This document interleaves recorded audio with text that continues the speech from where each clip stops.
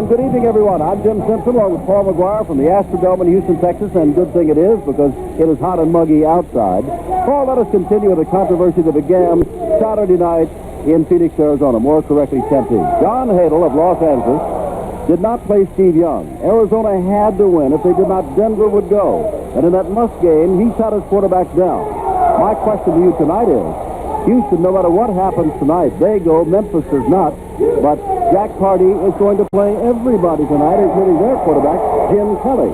It's another game for the Houston Gamblers. They feel that they need to tune up to go into the playoffs against Arizona. Now, they did beat Arizona. They don't care about that. That was regular season. Now they're in the playoffs. Jim Kelly will play.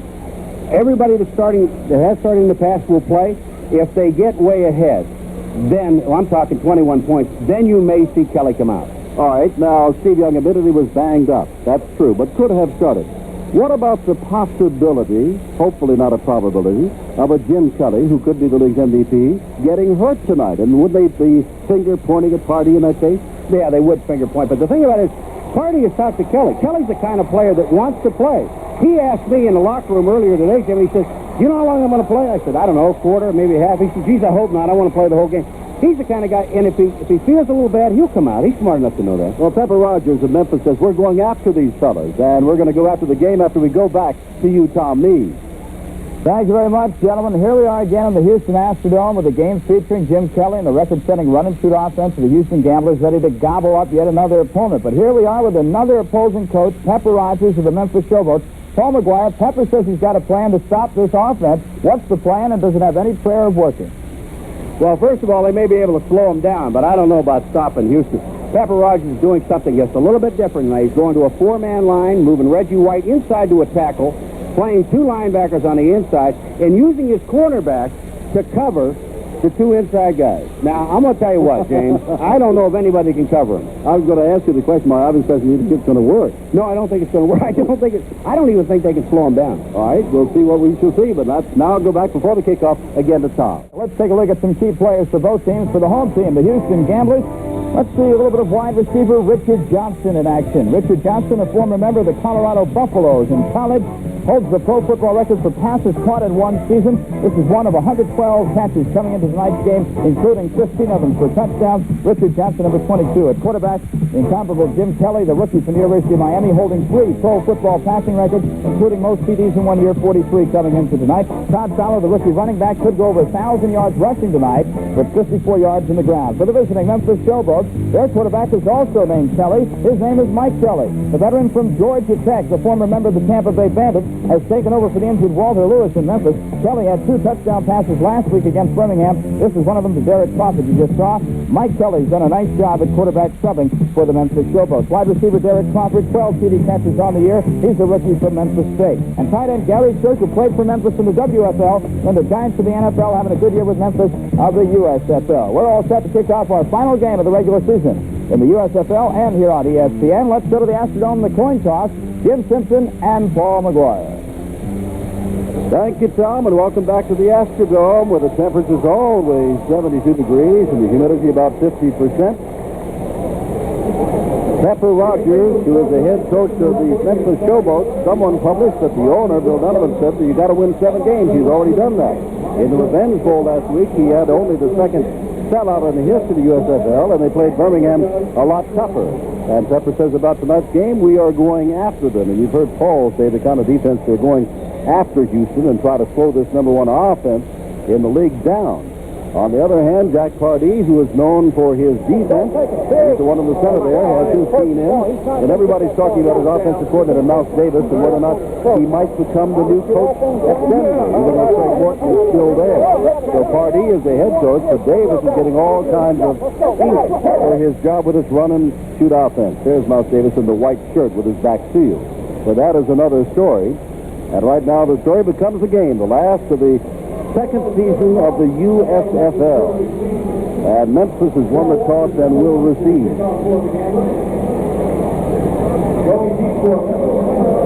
Jim, I think if there's one player that we have to watch on Memphis tonight with this new defense they're going to run, which is the 4-2-5, is the fact that they're moving Reggie White, who is normally a defensive end. He's going to play tackle because they hope that he can get heat on Kelly. Remember a week ago, as we take a look at Derek Crawford, they said Dale Walters will kick off for Tony Fritz. And he did. Tonight they came in and said, hold it, Fritz will kick off, but that is Walters in your picture. And that, it's off the hands of one of the up men, Billy White. White out of Missouri will get at least back to the 20-yard line, and then it becomes very difficult for him there. And we got a Kelly coming on as a quarterback. And in this case, even though the number's the same 12, it is Mike Kelly out of Georgia Tech. And he's got a claim to fame since replacing Walter Lewis. He's hit on about 72% of his passes. Alan Reed, 34, one running back with Glenn Ford out. Cornelius Quarles, good pass catcher, the other running back, number 40. Wide receivers, Cormac Carney, 83. Derek Crawford, 9. Tight end, Gary Shirk, 87. McKinley and Mikulosic, the tackle, Smith and Robert Cigars, and our Kuhn at center.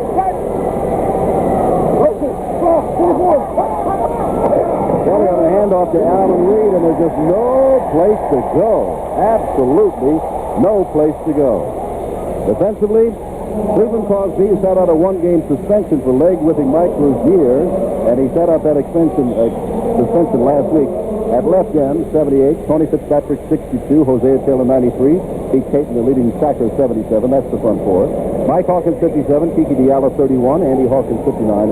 The linebackers. Mike Mitchell, 35. Will Lewis, 24 for corners. Calvin Eason, 34. And Tommy Myers, the veteran, 37 to safety. Second down, 11.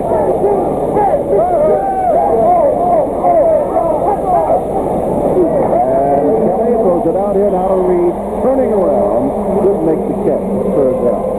Well, Reed came out of the backfield and really was not looking for the ball right away. Kelly did throw it on the wrong side.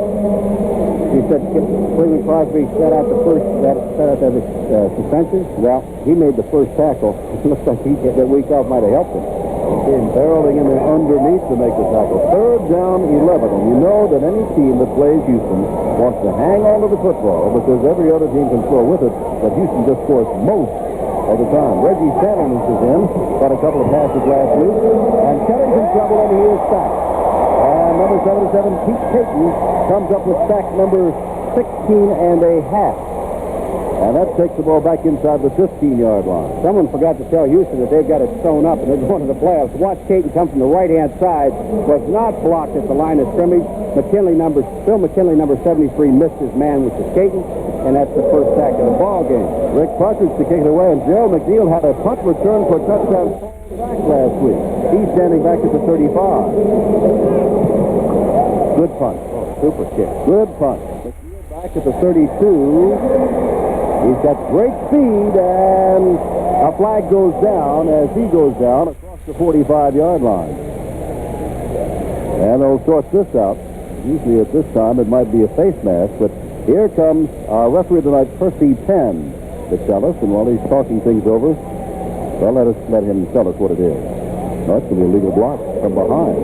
Percy Penn is our referee. The umpire is Marvin Durenberger. Roger McMinn, the head linesman. Line judge Stephen Morehouse. Bill Begin is the back judge. Side judge John Everett. And Michael Mathis is the field judge. They will step this off. And that's the break of sorts for the Memphis Showboats. Takes the ball back to the 34-yard line. And now... illegal contact above the waist during the run back on number 35. Number 35 is Mitchell, one of the cornerbacks. Jim Kelly, number 12, and all these receivers. Richard Johnson with 112 catches, number 22. Ricky Sanders with 97, number 80. Greg Moser, 85. Joe McNeil, 13. The lone running back, Todd Fowler, the line in a moment. That's Sanders in motion. And he's going to throw right across the middle of Richard Johnson.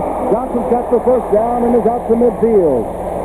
And now there's a flag down, could be face mask, but Johnson has now caught his 113th pass. That ties him with Terry Greer, the CFL, for the all-time professional pass-catching championship. Another tonight, you know he's going to get one. He'll break that. Jim, that time just shows you the arm of Kelly and the quickness and how sharp he really is. Last week, Kelly did not have a good game. They won the game 4 times. You betcha. And one thing the party wanted Kelly to do is come in this game, get his head straightened down. I don't think his head has ever been screwed up. He just had a great time. Face mask, number 29, first down. That's Leon Williams. Watch how quick this releases of Kelly. Now, he's going to hit Johnson, and there are people around him. Look at this pass. Bang, right in the middle. Then you're going to see Leon Williams in the face mask. Not here, but right there. That's the face mask. First down from the 34. Now, remember, they've got Baxter to cover the likes of Richard Johnson. But can they do it? And I think he's going to be open again. And now the ball is knocked away on a fine tackle by Duran Major, who hit him. We still haven't given you the chance for the offensive line. Ernie Rodgers and Tommy Robinson, the tackles. Scott Boucher, Billy Kidd, the guards, and Frank Khalil at center. And while they walk back upfield, let's talk about the defense for a moment. And the front four, they usually go to the three-man line. Steve Beard, 99. Reggie White, 92, as Paul said, moved inside. Red Williams, 63. Calvin Clark, 74. The linebackers both inside. Steve Hammond, 54. Mike Williams at 52. The defensive backs on the corners, Barney Bussey, 8, and Mike Thomas, 49. Your cornerbacks, Duran Major, 27, Leon Williams, 29, and Vic Minor is the safety. Second and 10. They've thrown every time. Kelly is going to be able to get outside and run as far as he wants. He'll get the line of scrimmage and get out of bounds. First down inside the 25. And here comes that Houston offense.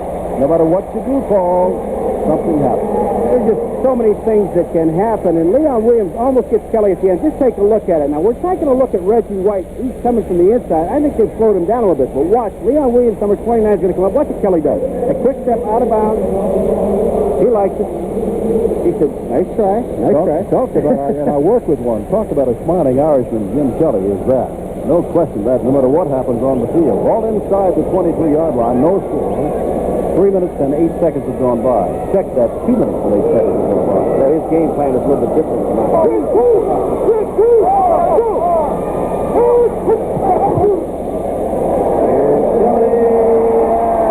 there he goes, Johnson. First and goal to go. He has broken the record. He is the all-time professional pass catcher with 114 now. 2 tonight, and his first and goal to go. Jim, this is what I was talking about. When you're trying to cover Johnson one-on-one, I don't know of anyone in this league that can do that consistently. Here it comes. Now, number 23 is Vic Minor trying to stay with him. Watch where Vic Minor is. He is locked. They ran Johnson underneath. You've got to give him some help from the linebackers, but you remember again, you can't have the illegal chuck downfield. Jerry Argovitz, one of the owners, handing the ball to Johnson as he has got now a total, and I have it written down here as 114 instead of 115. He started with 112, 113 tied Greer, 114 beat Greer, but that 115 will hold good for later on, I guarantee it. Well, you know, Paul, again, it's like playing college ball. Memphis has never played the front four to start a game or has had the defensive backs on the corners instead of linebackers. They've had a lot to learn in a very little while, and it's tough. Now Fowler goes straight ahead, and here's a man who's very close to 1,000 yards, and he didn't start the first 7 games. Jimmy, you brought up a very good point. Now, Pepper Rodgers, they know that they've got to do something to create a diversion to try to stop this passing game of Houston. We talk about it so many times, and it should be talked about it because it's so great. They've broken almost every record in professional football. But when you take your team after 17 games, Jim, and you put them into an altogether different defense that you're going to learn in 1 week, it's very difficult for these people to learn it because I don't understand something. There are a lot of first and second year players on this team. I hear you. Fowler's going to get another shot. Fowler. There's touchdown. They give it to him. Fowler gets his 10th touchdown rushing the football, and that is a 66-yard line. Highlighted by the couple of catches of Johnson, including the one all the way down to the 1-yard line. Barney Bussey does not agree. I remember, we remind you, the ball just has to crack the plane to the goal line. Now, does Fowler get the ball across the goal line? There's the goal line. Right there he has it to the goal line. But now, the continuous effort is the over. From that point where they signaled touchdown, he was not over. Tony Fritz into try the extra point. Greg Moser to hold. The extra point is good, and Pepper Rodgers and his crew realize they could be in for a long night. Fowler scored the touchdown, but Kelly does what comes naturally, leading them down there. He's got all the records in the world, and Richard Johnson has just added one for himself. That's Johnson on your left with 114 catches. He now matches the all-time passer, the all-time pass catcher. ESPN up there, this is our last game of this year. Our time does fly. 4 months have gone by. If you've heard about the contract, it'll bring us 3 more years. There's Derek Crawford to his deep again. Walters again to kick the ball off. Now, Crawford took that at the 9, so he's already got an advantage and is already across the 20. The football is out for grabs, and it's touched on. Mike Dunn, number 33. Crawford, one of the top kick returners, took a shot. Dunn, 33, will get up and run off with the ball. Oh, does he take a shot? Mike Dunn scrambles afterwards. Let's see Derek Crawford now. A low-line drive should be able for a good return, but watch what he does. Instead of staying with his blockers, he cuts back to the inside. Now, the shot, I don't know who hit him. It looked like number 50, McLean, but watch Dunn. Dunn had to fight through some Memphis people to get the ball. It is now Houston ball on the 21-yard line. Look out. And here comes Kelly and company. Sanders in motion. Just loafing out there. Look, free for the diving touchdown catch. Number 88 got McGee. And Kelly has got touchdown number 44. And McGee has made his 4th catch. And there's something about they may have to go back to the regular defense because the defense they've installed for this game has not worked at all. Well, what they're doing here, they're going away from the flow. They're coming back to McGee on this side. Now watch, there's going to be one-on-one coverage on this side on McGee. The safety, you see him at the top of the screen, drifting towards the middle. No way that Duran Major is staying with McGee. Watch McGee. Here it is. That's it, in your face, in your face. All kinds of confusion in the secondary of Memphis, which is trying something new tonight. Percy Benz, his time is out. Scott McGee has had it all the way. And all of a sudden, early in the first quarter, Houston doing what it comes naturally, leading 14-0. Memphis has been blitzed in less than 4 minutes of play with 14 points. Now they'll try it again. Taken by the up man. Oh, and he lost the football, but I think he's down. Was he down or not? If they blocked him, I still think that Pittman hit the deck before the ball bounced out.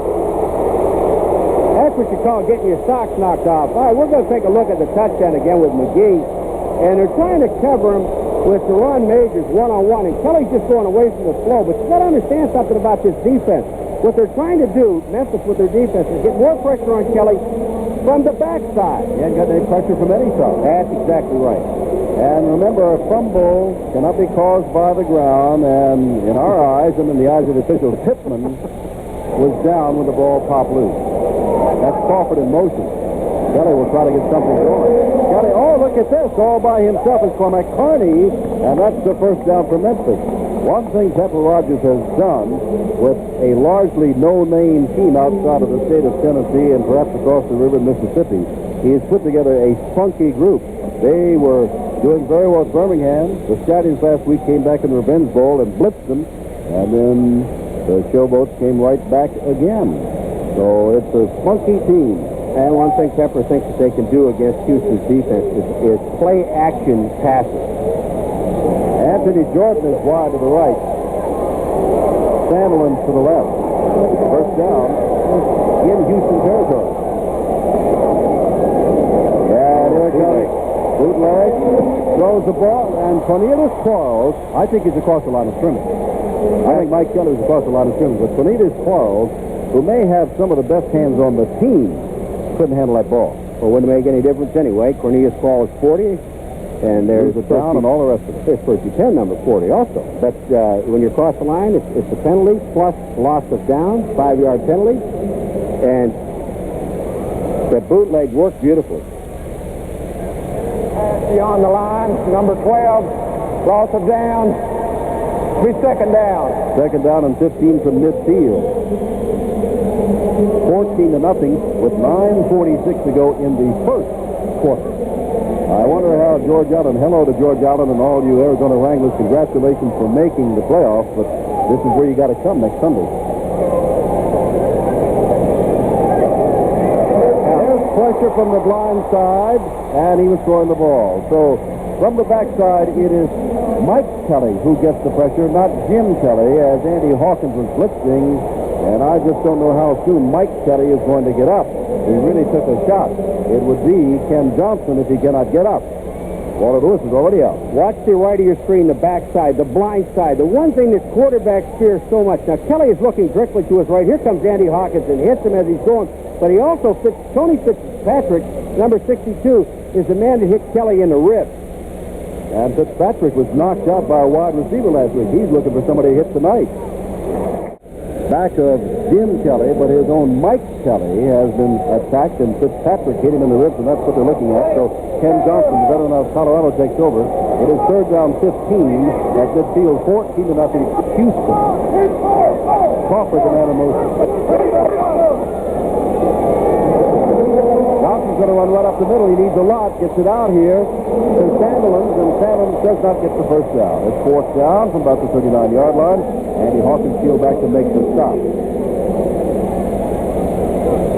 And out comes the punter, Rick Parker. Sandilands catches the ball, and he hesitates for a second to see where he is to turn upfield. And when he does that, watch 59, Andy Hawkins. Another shot right here. You think you're going down? You bet you're going down. Well, Partridge, with nobody really deep, not knowing what Pepper might try to do, but Partridge is going to, well, that's going to go nowhere near. Well, it might take, and it does take, a bounce to the left and go out of bounds on the 11-yard line. 9 minutes to go, 14-0. And Jim Kelly comes back in, and let's take a look, Paul, very closely at whether they stick with the defense that they have been playing until now. I'm going to check on some of those linebackers. Well, apparently they're going to go with the same thing that they started out with. All pro records, most yards gained single season. Warren Moon, while in Canada, now he's here in Houston with the Oilers, 5,648. Kelly before tonight, 5,108, and he's added some tonight. Warren Moon in another year in the CFL, 5,000. Danny Fouts has done the best in the NFL. Ball just over the 11. They're in that same defense. They sure are. That's Richard Johnson in motion. Kelly will throw from anywhere, and he'll throw from back here, and then all by himself across the way is Ricky Sanders, and Sanders gets out across the 10 to about the 14-yard line. A pickup of 3, Barney Bussey put him out of bounds. You know, not only do these receivers have great hands, Jim, but every time they catch the ball, they have the presence of mind to elude the tacklers. And they make sure they catch the ball. Sanders that time, and Kelly picks up another 4 yards, or let's see, 3.5 yards, let's say. Give him 3 yards on that, so he's got, what, 62 yards so far? It is something. Second down, Sanders going, well, now he's going to have 3 wide receivers on this side. And he's looking this way, and he's going to throw this way, and it's going to be caught by no one. The closest man to it was Sanders. I'll repeat something that we've said so often, and the defensive backs in this league would sit up and applaud or else turn pale with fright. Paul and I in Pittsburgh one night stood behind the Houston offense and just watched them come downfield. And it was frightening. And they're just warming up at about half speed or quarter speed to see all those people flooding out of the backfield and off the line of scrimmage. I got to believe that they're going to go, they have to go back to Gerald McNeil or Moser. Now they got Gerald McNeil that may end up by himself, or Moser on this side by himself, because Memphis is playing one-on-one on those two guys. Now Moser's by himself over here. 3rd and 7. There it is. And he puts it out here. Oh, it's intercepted. Intercepted, stepping out of bounds is Mike Thomas, and that time that defense worked. That time it worked. Sanders coming out of the backfield. That was his man. And Thomas came over to pick up the interception, his 5th of the year he leads the club. All Kelly read was Deron Major on this side. He did not see Mike Thomas, number 49. Watch Kelly's reaction afterwards. He sees it. No. Ball is smile and go to the bench and say, okay, you got 1, I'll get 2 back. all right. The ball is at the 26-yard line, and Mike Kelly has come back in. Or is that Johnson? Looks like Kelly. It is Kelly. So apparently his ribs are okay. Going straight ahead is Pittman, a man also guilty of a fumble.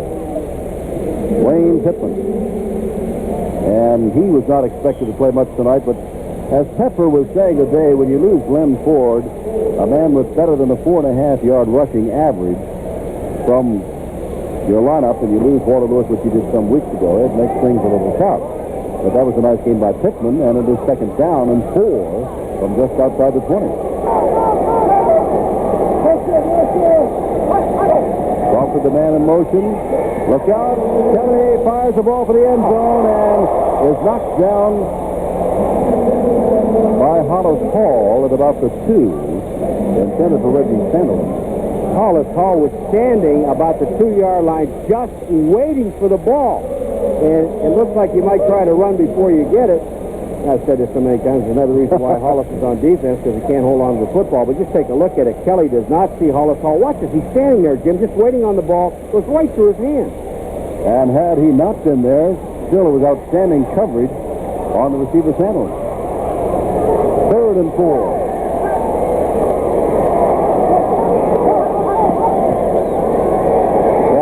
Is he in a log jam? Coming out, he can run for the first down for a half. He can run for it and does. He gave a fake, and the linebacker, Hawkins, took it and dropped off, and Mike Kelly ran for the first down. All inside the 15-yard line. One thing that's happening, Jim, is that in Houston, they are not taking the fake on the replay. Take a look at it here. Here's the replay, and Hosea Taylor is there. The blocking is pretty good up in the middle. Kelly gets to the outside, and this little pump fake right here holds the linebacker, and he goes. In fact, he did it twice. But the one thing that the Houston Gamblers are not doing, they're not taking the play-action fake. They're going right for Kelly. 14-0 Houston. Memphis looking to get on the board. First down inside the 15. Kelly again. In trouble. Still in trouble. Nice footwork there. And that's going to fall down. Trying to get the ball, and that should be okay. Falling down, there was a man in the general vicinity, and as he went down, he threw, and you can call him half and half, but he'll get away with that because no one was really pressuring him to throw the ball away. They were not hanging all over. You just saw Kelly without his hat. Now watch him try to. He's going to, first of all, he's going to try to get away from Caton. Is there? Cleveland Crosby is there, first man. Then here comes Caton. Good move back to the inside. Watch his legs start to give out. He says, wait a minute. And he throws the ball. But you got to understand something. See, he's not touched. They're booing. He could get back up and run with the football, so he does have the ability to throw the ball on the ground. Second down.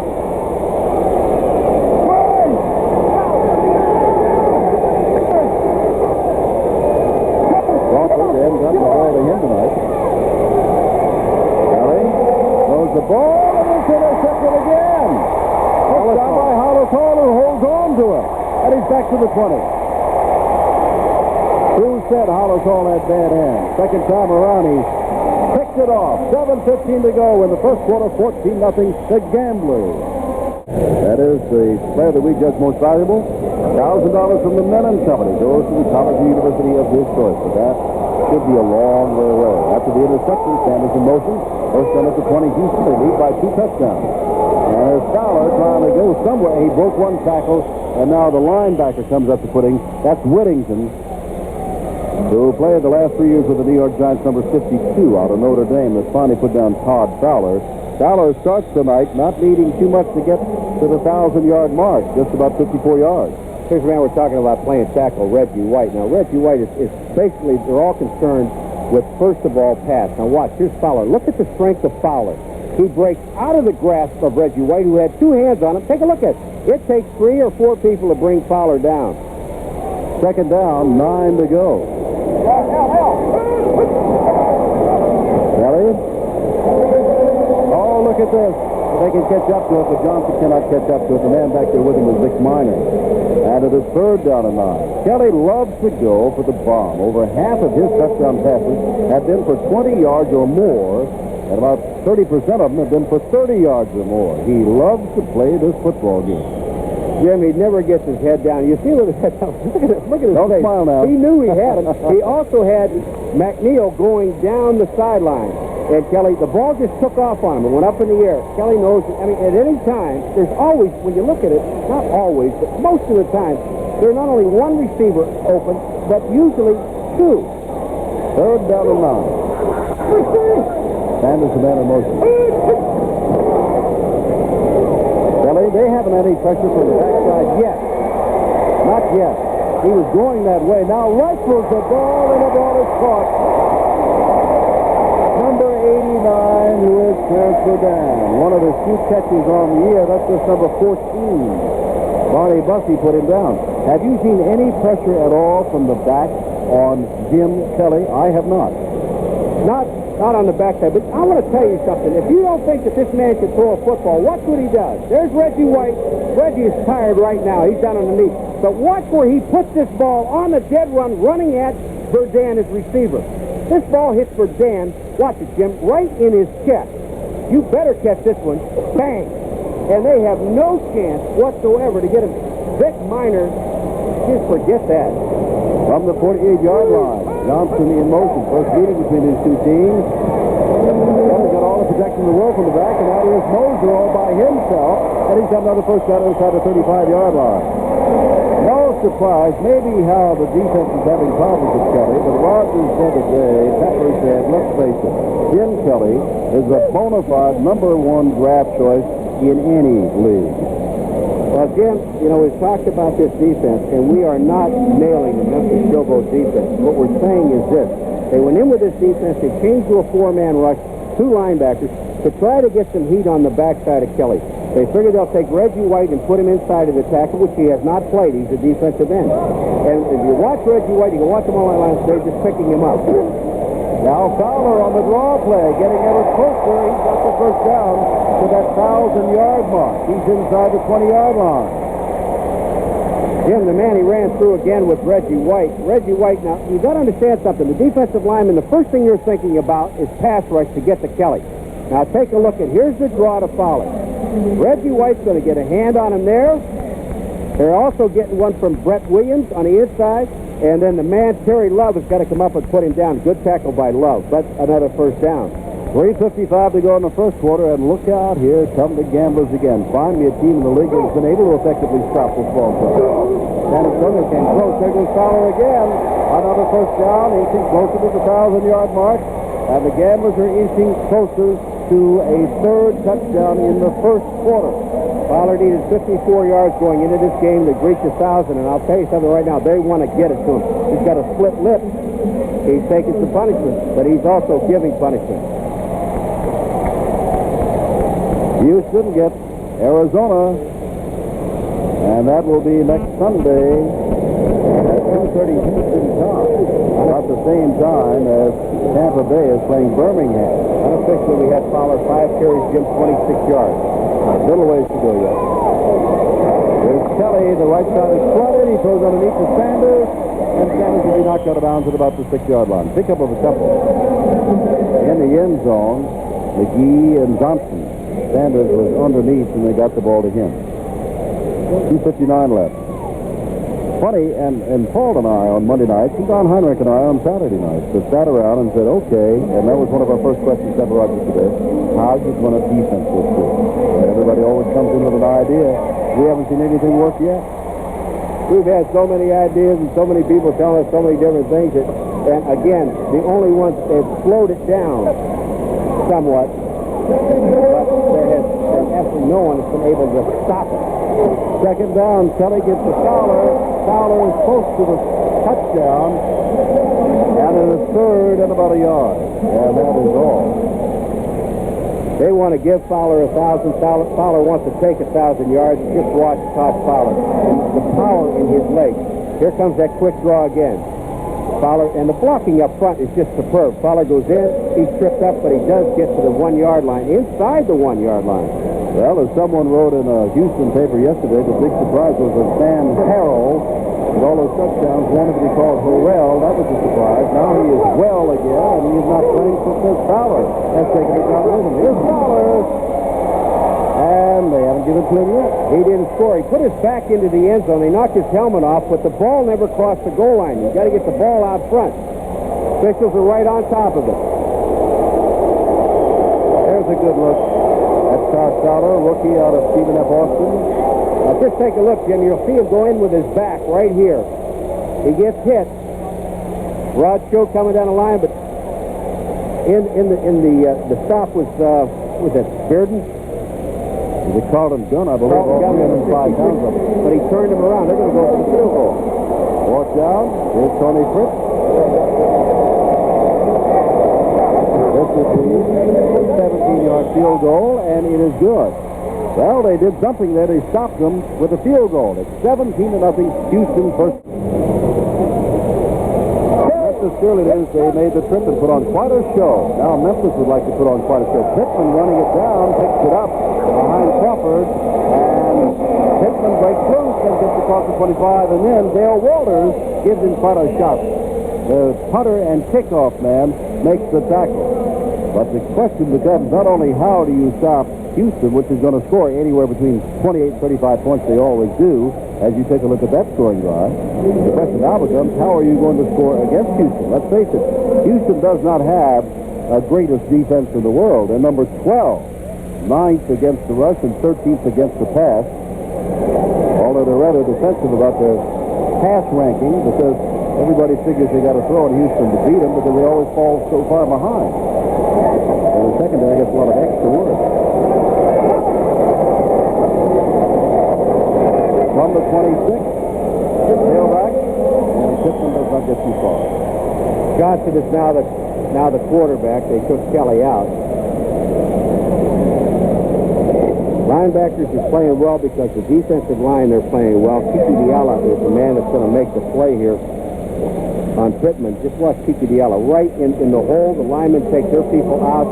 The linebackers fill. Watch this here. Defensive lineman. That's Fitzpatrick, 62.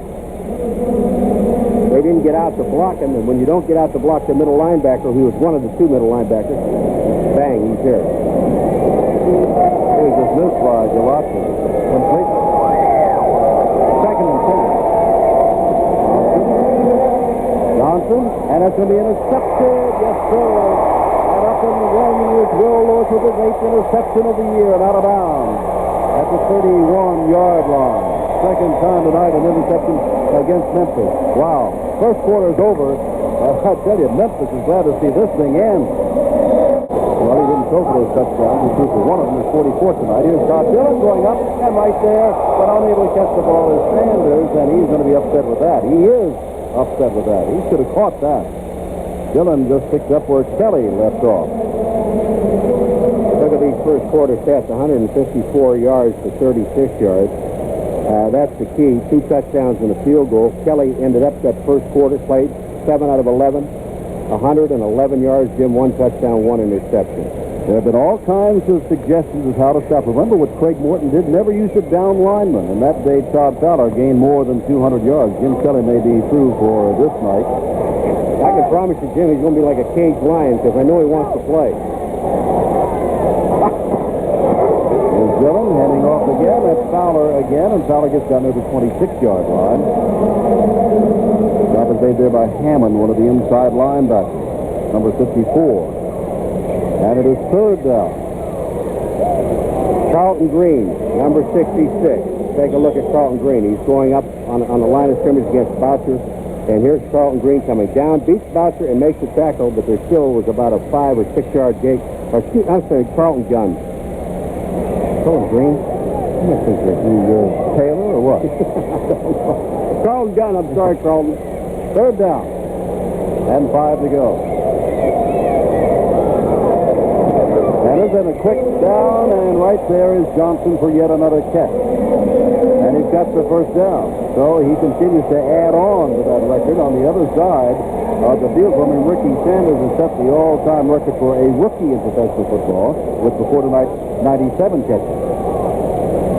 What Richard Johnson has done. And the man sitting on the sidelines has been in large part responsible for that. When you talk about McNeil and Bertrand and Sanders and Johnson, you're talking about speed.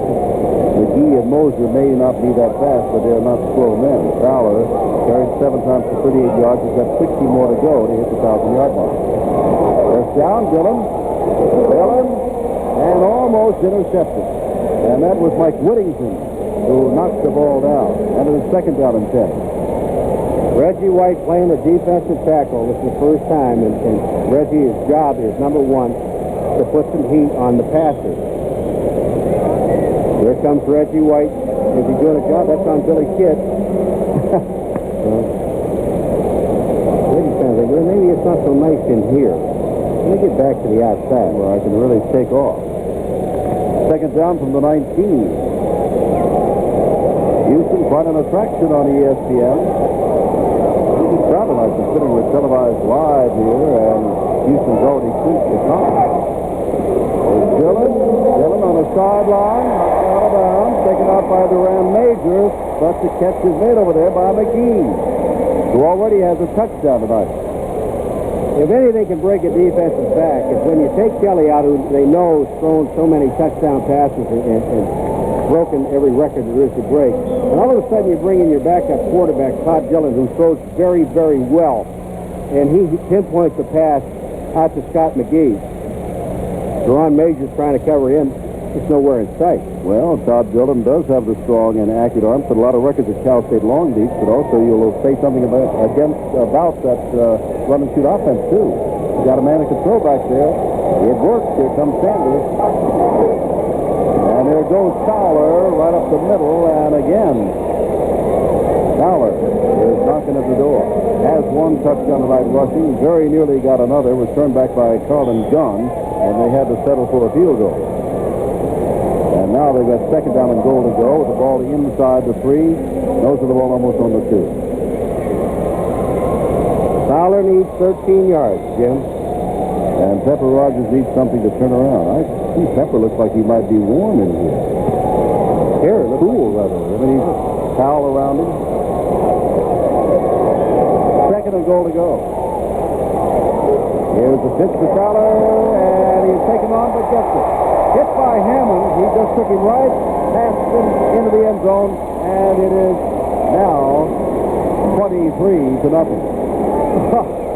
Yeah, he was hit by Hammond, or whether it was Fowler that hit Hammond. Just take a look. Now they're running up the middle. They're going to run a little toss. Number 54, Hammond's going to come up. Watch the hit. Bang. Fowler knows he's got to get 3 yards to the end zone, and that he does. Hammond holds on, but it's too late.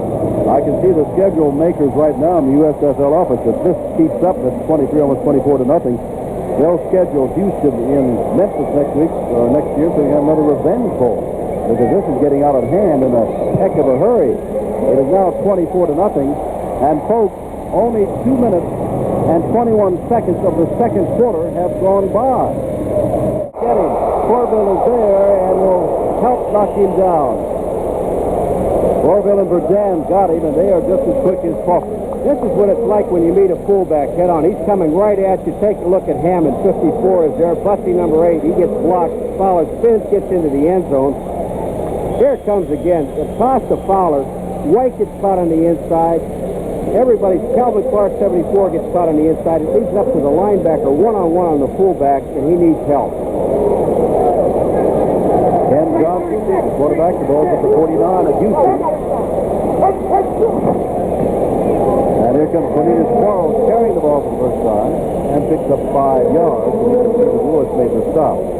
Well, I tell you, what few offensive weapons Pepper Rodgers started the season with, have many of them been taken away from him. Walter Lewis, Curtis Hand, is out, has been for some weeks now. Glenn Ford, his leading tailback, is out. And tonight, the man who's been doing a good job, Mike Kelly, with better than 70% of his passes completed, is out. And there's just not that much depth on this Showboat team. As we said, a funky team, but they're being outmanned and outgunned thus far tonight with 11 and a half minutes to go in the second quarter.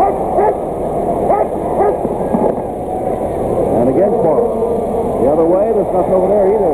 Then he gets back to the line of scrimmage.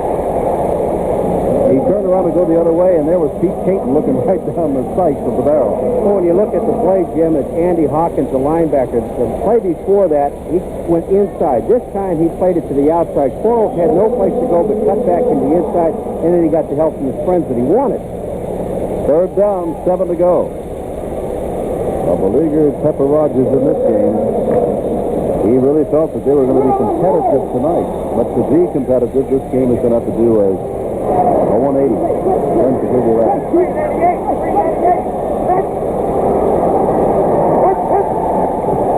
Johnson must throw. And he's going to get the first down. And he made, look at the little move he made to get down the 30-yard line. Not bad for a man who's 33 years old. And a backup quarterback. A nice block downfield from Alan Reed, number 34. So we got word from, we got the Houston Gamblers coaching staff next door to us, and they gave us a sign that Jim Kelly will be back. will be back. Now, that may be to start the second half and play another quarter in the second half. I don't know. It could be that they're just getting Todd Dillon ready in case something should happen to Kelly. He'd be unavailable once they hit the playoffs. You got to give your backup man some work. I can't believe if they get up to like 30, 35 points in the first half that they're going to bring Kelly in. 24 points already. But a nice first down run by Ken Johnson.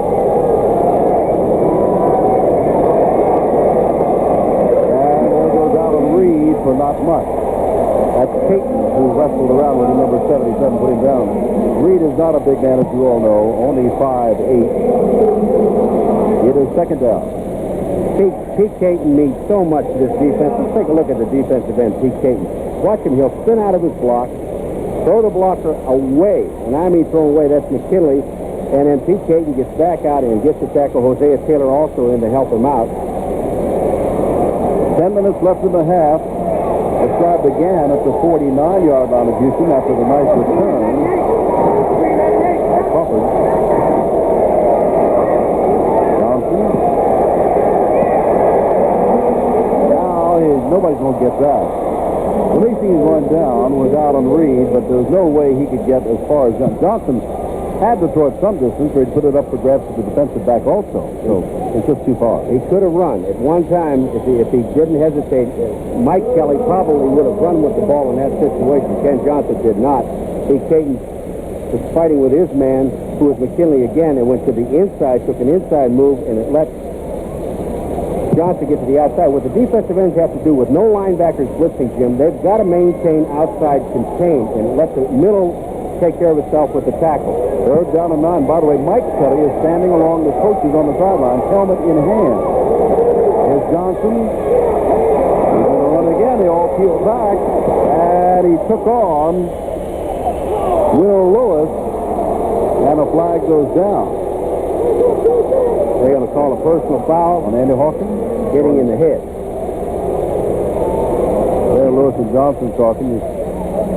Ken Johnson's been around too long to go on and take on anybody, even including a defensive back. Now, just take a look at here's Lewis instead of getting out of bounds, but here comes the shot, and it's not Andy Hawkins, it's Calvin Easton, number 34. Right. Ball at the 19-yard line, and they'll step it off from there, and that'll take it down to about the 10-yard line. Personal foul, late hit, number 34, first down. Now, wasn't he just going down? Great hit. There's Johnson. I do believe the lottery is playing center. Let's see if number 65 goes out with the ball.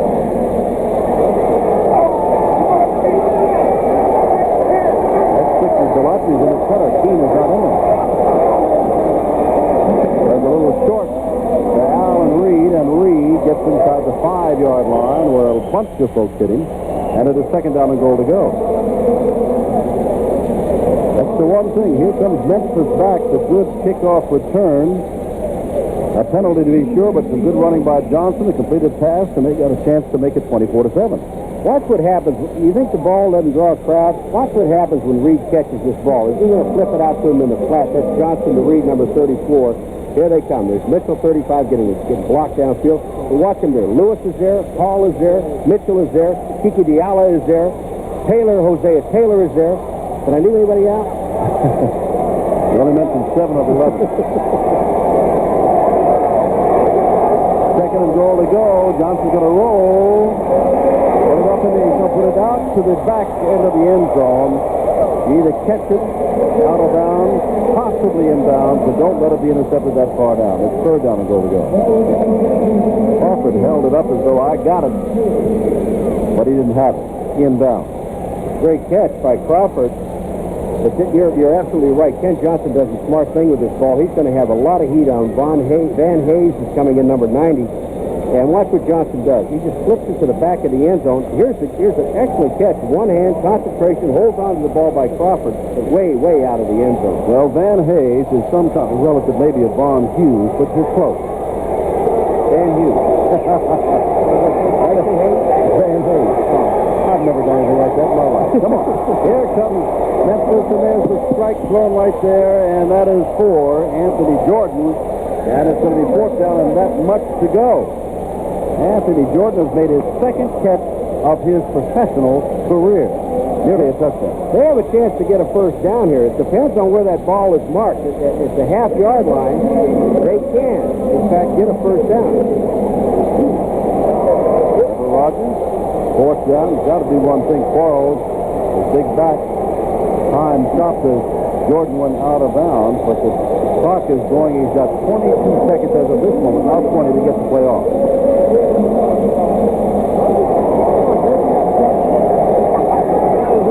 Tight end, Van Heflin has come in. Short-yardage situation. Either way, it's good because they don't make it Houston packed up. Pull out backfield, shot the throw. He's got a man out there, and unable to get it is Van Heflin. Overthrow it. The Houston defense takes over 8.5 minutes to go in the first half. 24-0 the Gamblers.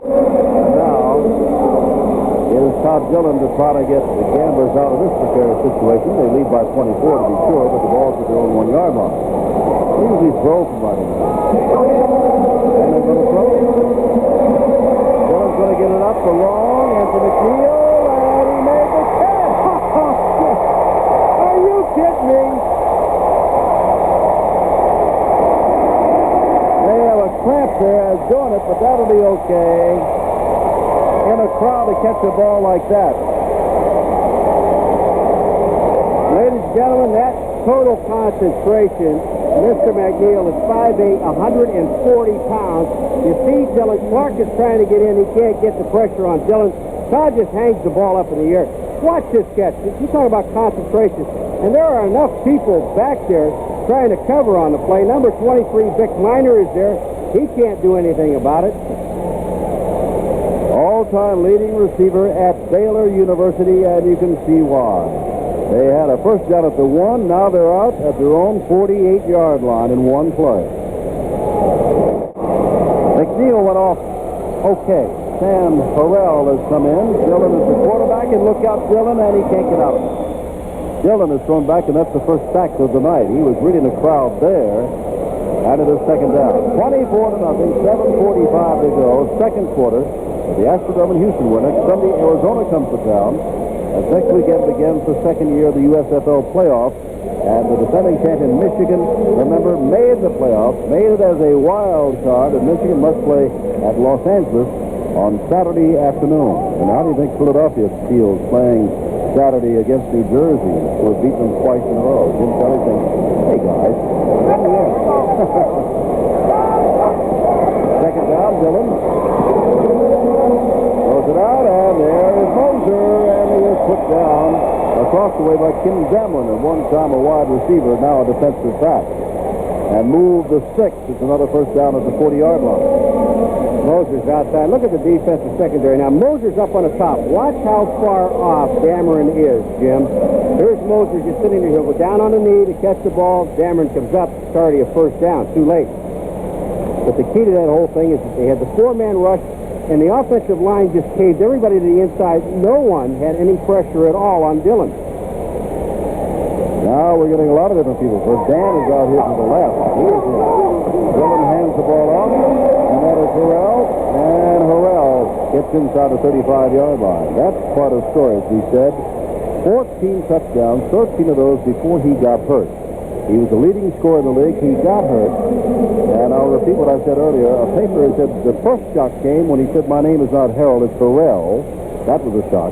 The second shock came, as good as he is, with those 13 touchdowns before he got hurt, when he came back, he had lost his job to Todd Fowler. That's the second shock. Second down, and 4 to go at the 34 of Memphis. Anybody scores 13 touchdowns in the early part of the season, call him anything you want. Dillon. Dillon puts it up and deep, and it is almost intercepted across the way by Duran Major. It was intended down there for Greg Mosier. And and it is third down. And 4 to go with 5:50 left to go in this the first half. Morrell, take a look at this guy. This is the blocking in the line, but Sam Morrell in the top of your picture, he gets a good block. But take a look at the drive blocking. That's Frank Khalil blocking on the outside on Gunn, number 66. And Gunn never got off the line of scrimmage. But, again, in defense of Gunn in that position, his job is where he draws and screens. He plays the line of scrimmage. You know, he showed us against Birmingham last week, Paul, that he is a pretty quick 300-pounder. And flying down the line on several occasions. Orville in motion.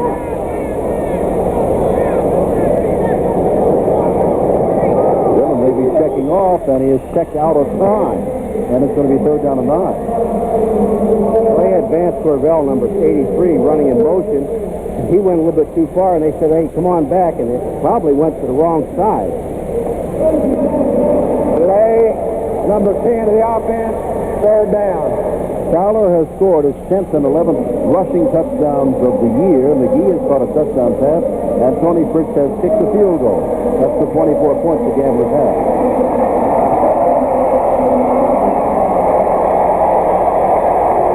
You know, or I feel, that Fowler will be back as well as Kelly. Fowler especially hit the 1,000-yard mark, but right now Harrell is in there. Dillon, I'll tell you what the screaming was about in a moment. There's Sanders with his first catch of the night and all his good moves, and he's got a first down inside the 30-yard line. The screaming was about the fact that the Houston Gamblers have gone over the 600-point mark, and no one in professional football before. Remember I said in the first quarter that Sanders and the people, when they catch the ball, they know what to do with it after they catch it. Watch what Sanders does. Just watch his feet in the presence of mind where he is. I think Hammond, number 54, is going to come into your picture and get faked out of everything that he owns, and that's gone. And all of a sudden, Bussey comes in and makes a tackle. But Sanders already picked up the first down. First down, Corville in motion. And Harrell tries to carry the football and gets a couple of yards. Well, again, we must go back because, Paul, what Pepper Rodgers and his team wanted to do was to pressure the quarterback of Houston, whether it be Jim Kelly, now Todd Dillon, from behind. There has been no pressure at all from behind on the Houston quarterback tonight. Does it make you kind of think that they may, Jim, just may, they be in Memphis, switch their defense in the second half? They might. I thought they might have done it with 17-0. So much happened so quickly. It was 14-0 with less than 4 minutes gone by. Now they've got a three-man line. That's their normal deal. And now there's a throw, and the throw is out there and complete to Baruch. And Mark Baruch gets it, and flags fly high in the air. Jim, two things. It's either a face mask or a personal foul hitting in the head. Face mask. Okay. We have seen every single wide receiver in the game tonight. All right, let's just take a look at this one. Now we got another one. Bruce is out there. There's the face mask. There's just no question about it. Face mask on Mike Thomas. 4:16 to go. And PERCY Penn, our referee. Face mask, number 49, first down. First down, the ball at the 17-yard line. McNeil, Berdan, Mosley, McGee, Corville, Sanders, and Baruch have all been in this ball game. They're all wide receivers. They don't own a tight end here at Houston. Dillon, since replacing Jim Kelly, 6 for 9 for 95 yards.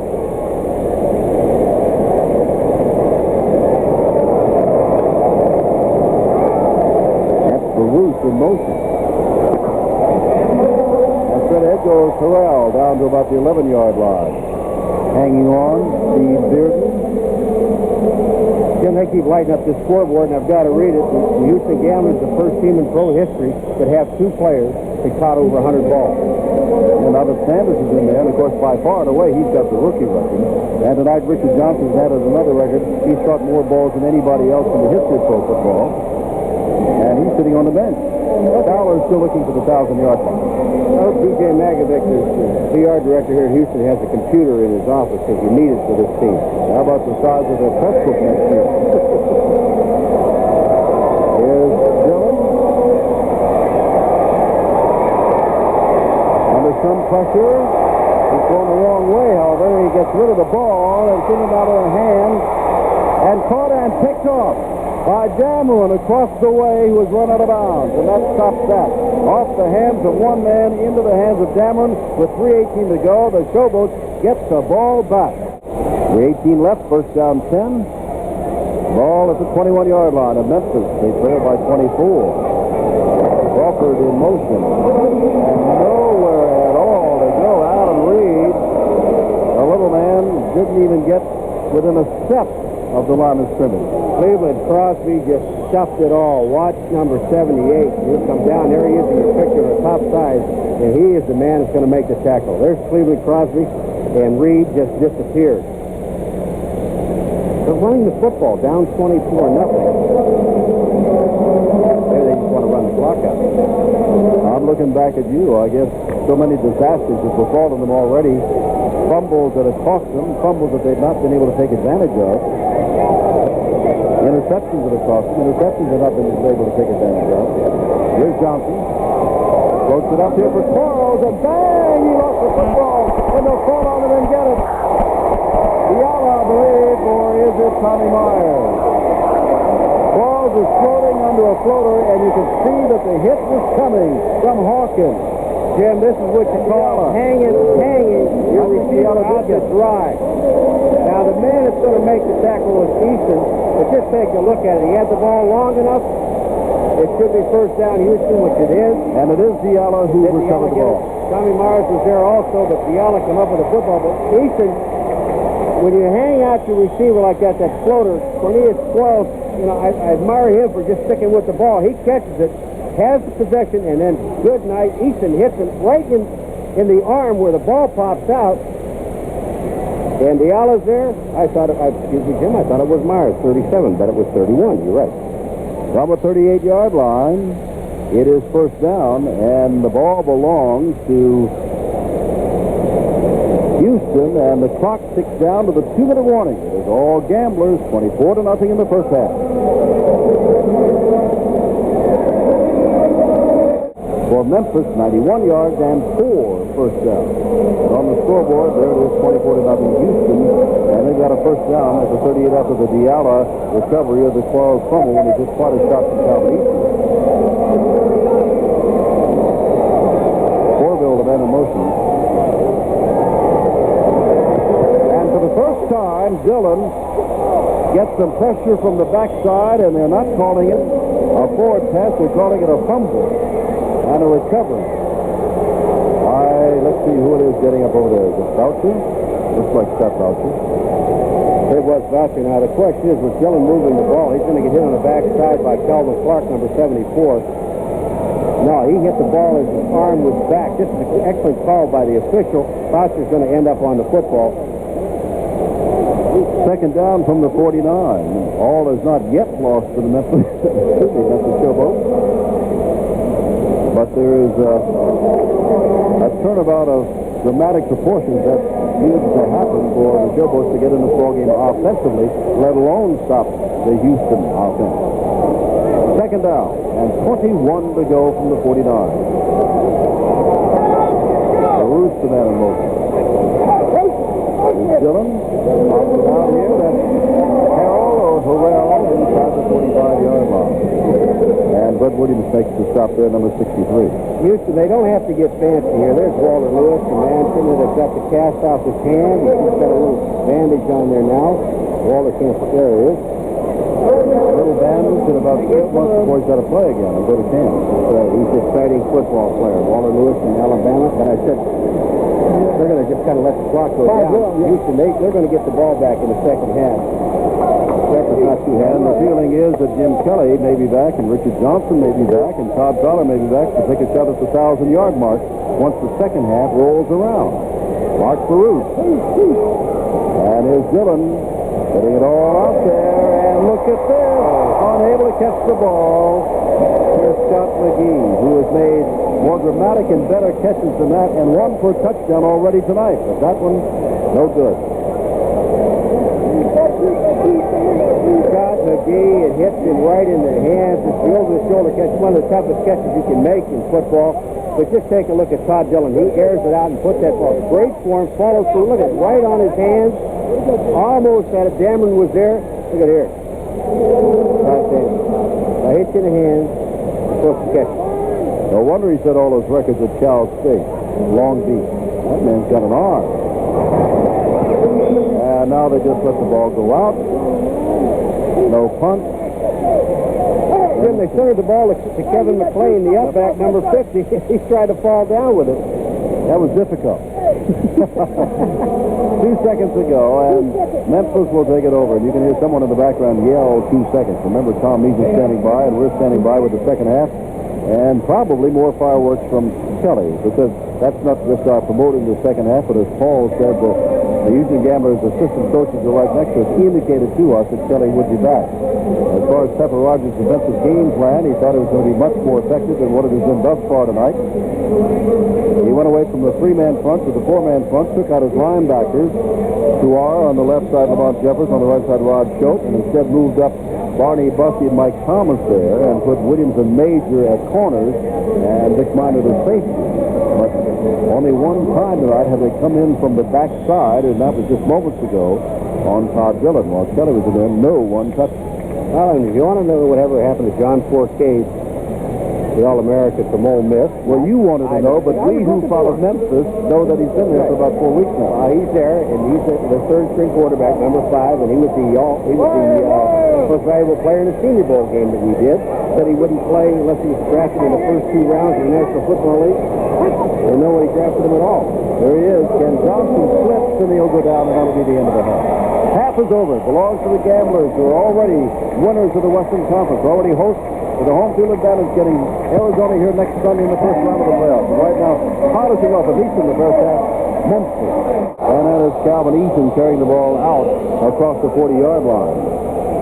And here comes the Gambler team, and here comes Jim Kelly with a touchdown pass tonight, his 44th of the year. He's coming back out. Amazing thing about this football team, here comes Kelly, 7'11", 111 yards, 1 touchdown and interception, Jim. They threw to no less than 8 receivers in that first half. At least. I was trying to keep track of it. Well, we ran out of paper here and room for names. McGee comes wide to the right. McNeil goes to the left, and Johnson and Sanders are the men who'll be in. And now they're trying to get Fowler. He needs 11 yards to get the 1,000-yard mark, and he picks up 3 or 4 there. Fowler in relief of Sam Harrell when Harrell got hurt. Starting tonight had 946 yards.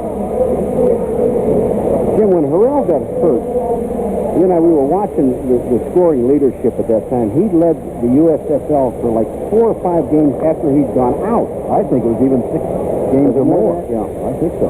Ball at the 43-yard line, second down and 6. 24-0 Houston. They've got the ball early in the third quarter. That's Johnson in motion. And it's better to the first pass of the second half. He can get it away. And look out.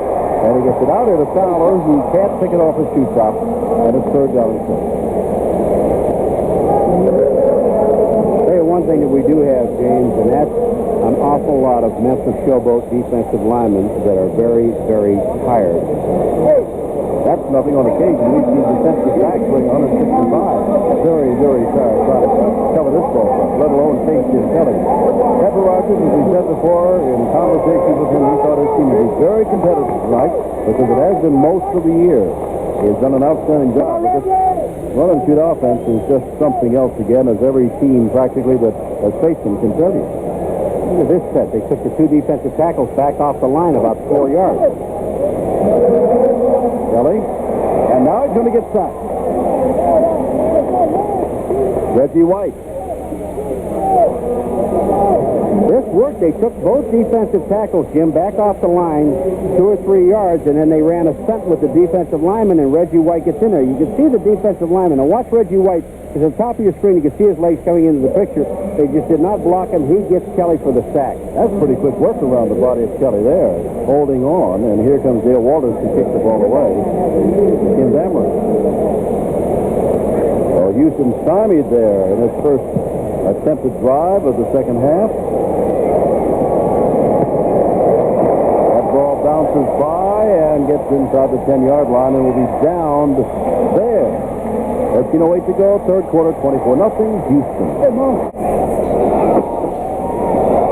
And going absolutely nowhere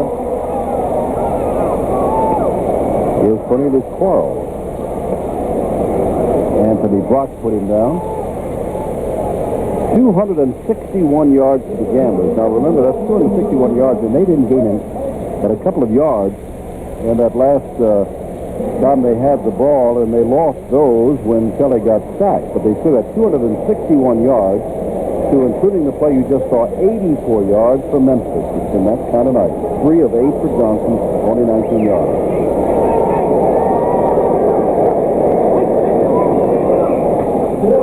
Trying to flea flicker, that ball out for grabs. Picked up by Johnson, and down he goes.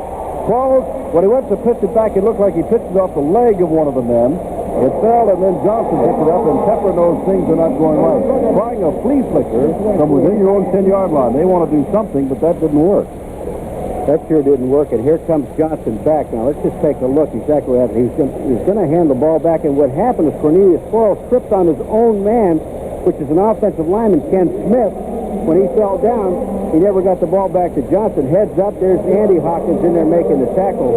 I think Pepper just said something about 24. That means that the halfback is going to carry the ball into the 4-hole. 3rd and 14. Let's see. For the fullback, yes, in the 4-hole. There, that's what it is. And Quarles just gets across the 5 and out near the 10. And Rick Parkin's going to have to kick it away. And Kelly and company will get the ball again. And remember, punting from his own end zone, it was just about like this when San Antonio punted last week to Gerald McNeil, who was in about the same spot on the field, about his own 45, and McNeil returned it all the way, only to have it called back. That man is fast. Well, they've got Memphis tightened up. I may have chance for a good return here. Inside the 40, there's a quickness we told you about. There he goes! Touchdown! Whoa! You're going to have to run this in slow motion. Replays are, but you have to because McNeil ran about 40 yards in about 3 seconds. That's what people say to him. He got some excellent blocks down the sidelines, Jim. But he caught this ball. It was a short kick. He catches it on a dead run, 42 yards. Now watch him move to the outside. There's a good block there. That's Fowler getting a block, an excellent block downfield, and then he's going to pick up another blocker downfield, number 83, Corbell, who blocks the punter, and it's all over. You could just see it coming. Oh, it happened last week. A little bit different route, but the result was the same, and there was a flag on the play. And when the line drive punt came up, you just knew that McNeil with a head of steam was going to get a lot of yardage, and he got them all. Here we are, 10 and a half minutes to go, third quarter, 31-0 Houston. They're still talking about it. And Tony Fritz, after kicking the extra point, as we just see Pippen pick the ball up, is but 1 point away from taking over the scoring championship. He gets across the 30-yard line. This is worth it. You'll see this in a highlight package time and time again, but we can look at it again right now. Jim, what you want to watch is with Gerald McNeil. Now, this is a short punt, but watch what he does. Watch the quick move he makes to his left. Real quick, bang, he's back to his left. Fowler, number 46, is going to get a block right there. He gets up. I didn't see the number. But there is a sensational block on that side. Is there a 76? No, there isn't, so I don't know who that was. That's blurred. But here goes McNeil down the sidelines, and Corbell gets a block on the punter that puts McNeil in the end zone. That's just outstanding work on a punt return team. From the 32-yard line, first down, Johnson. Falls over Pittman. And look at him yelling at Pittman. You're right. He's saying, hey, I've got enough trouble getting back because the blitz is on to my outside, and then I got to fall over a back and then get out of the way. Pittman's got to get out of his way in a hurry. They do a cross-action, play action here. Take a look at number 54 coming in on Anthony Brock again. Here's where he hits Pittman, but Brockman would have been there because they wouldn't have been able to get anybody outside to block him. A loss from the 31, back to the 24.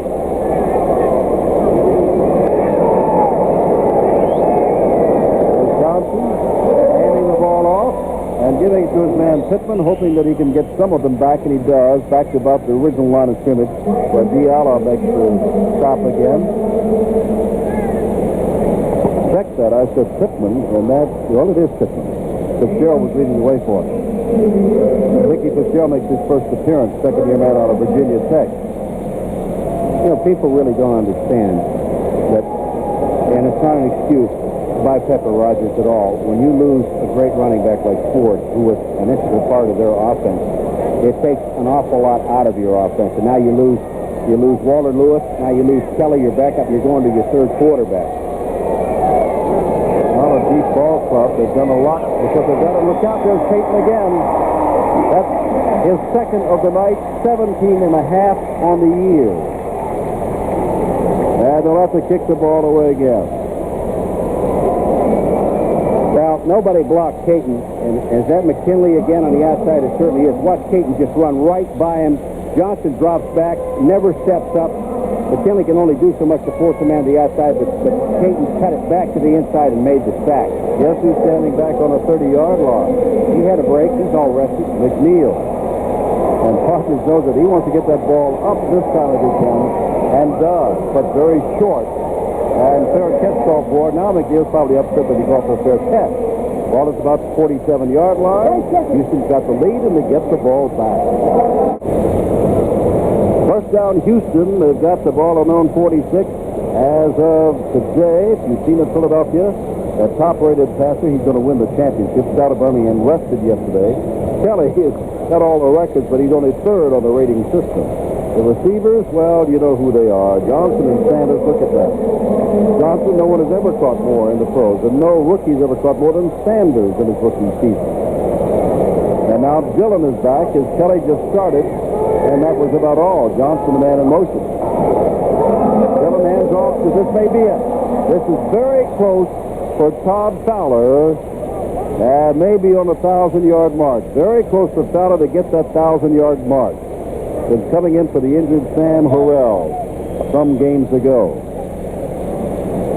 Kelly played one series of downs. He didn't move the ball. They took him out. Just to get the field. See Kelly on the sidelines. He's directing traffic. That's it. He did it. Just made the announcement.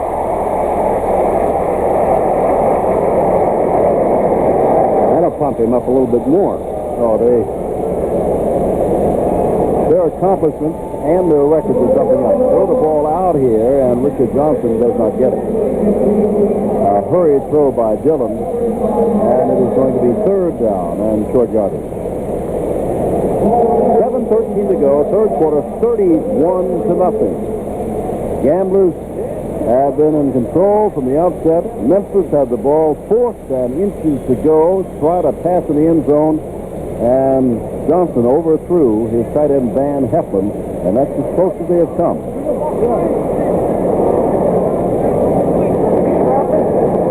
Third down, wide to the left, Moser to the right, and of course there are two slot backs. That's Sanders in motion.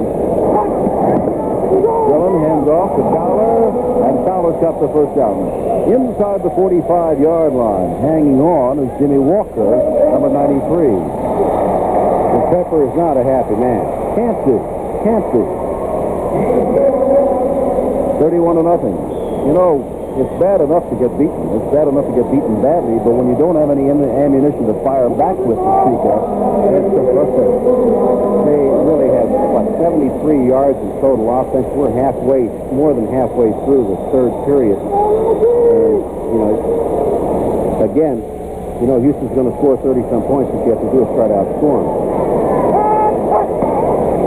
Dillon gets it out to the sideline. Sanders, and he'll be bumped out of bounds over there by Leon Williams, number 29.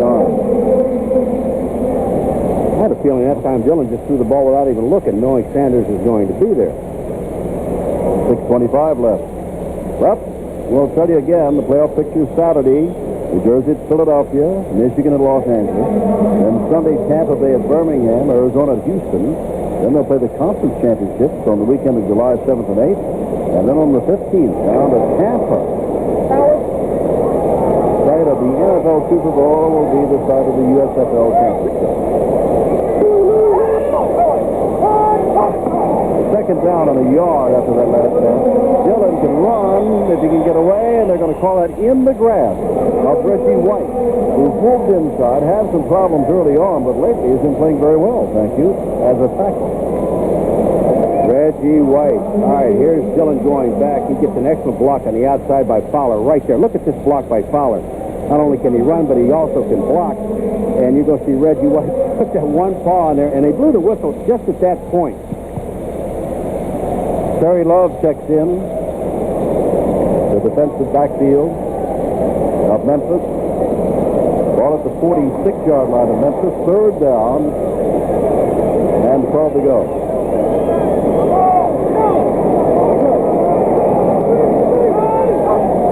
Johnson in motion. Dillon gets it over there again, only this time to Verdun. Verdun does not get the first down, gets to the 40-yard line, and you can see Leon Williams there with Mike Whittington putting him down. And it is fourth down, and Memphis is going to get the ball back again. A noticeable difference, excuse me, Paul, when Jim Kelly is not in there. Dillon had early success, but none lately. Well, I'm going to tell you something. Memphis just went up and put their punt return team on, and Dillon's coming back on. They're going to go with their offense on fourth down and 7. You think they have a little confidence in their own defense? Well, the one thing is that Memphis, you wait until they put the punt team on, then you put your punt return team on. They've made the adjustment. Hardy's group is putting on a show going on fourth down. But it does not work. Johnson cannot hold on to the ball. And Memphis takes over. 4:57 to go, third quarter. 31-0. The Gamblers. All his points after touchdown. And we'll have a discussion here. Here's Johnson throwing because I received word that is updated, and yet I heard that he only needs 2 points to take over the scoring leadership here in the second half. And according to that graphic, he needs a lot more than that. So we'll check on it for you. Let's see, in the first half, Tony had 1, 2, 5, 6 points. And with that added another 7 points. That'd be 124 he now has.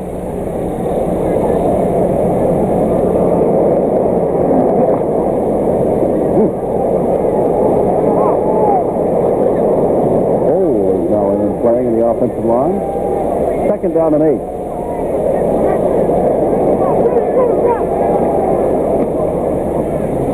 And there's Reed, and Reed has his best run of the night and picks up a first down and moves into Houston territory with Easton making the stop. It's something when a ball game is 31-0 and you're holding your time trying to figure out who's going to get 1,000 yards. Whether you're going to get another 300-yard game tonight. They've had 9 of them already passing the ball, but obviously they won't with Kelly on the sideline. Sanders' rookie record, Richard Johnson's overall record, Todd Fowler hitting 1,000. We're in the cleanup position for next year's press book. Kelly's going to have about 8 pages in their press guide next year. I wonder how many people, if any, will be using some or all of a run-and-shoot offense. There's Johnson. The ball and to nobody. Knocked down with Paul coming out of the back. Check that Mickey Fitzgerald coming out of the backfield. Jim, there's got to be there should have been a penalty on the play. Mike Hawkins hit Fitzgerald coming out of the backfield. I mean, he knocked him flat on the ground before the ball even got there.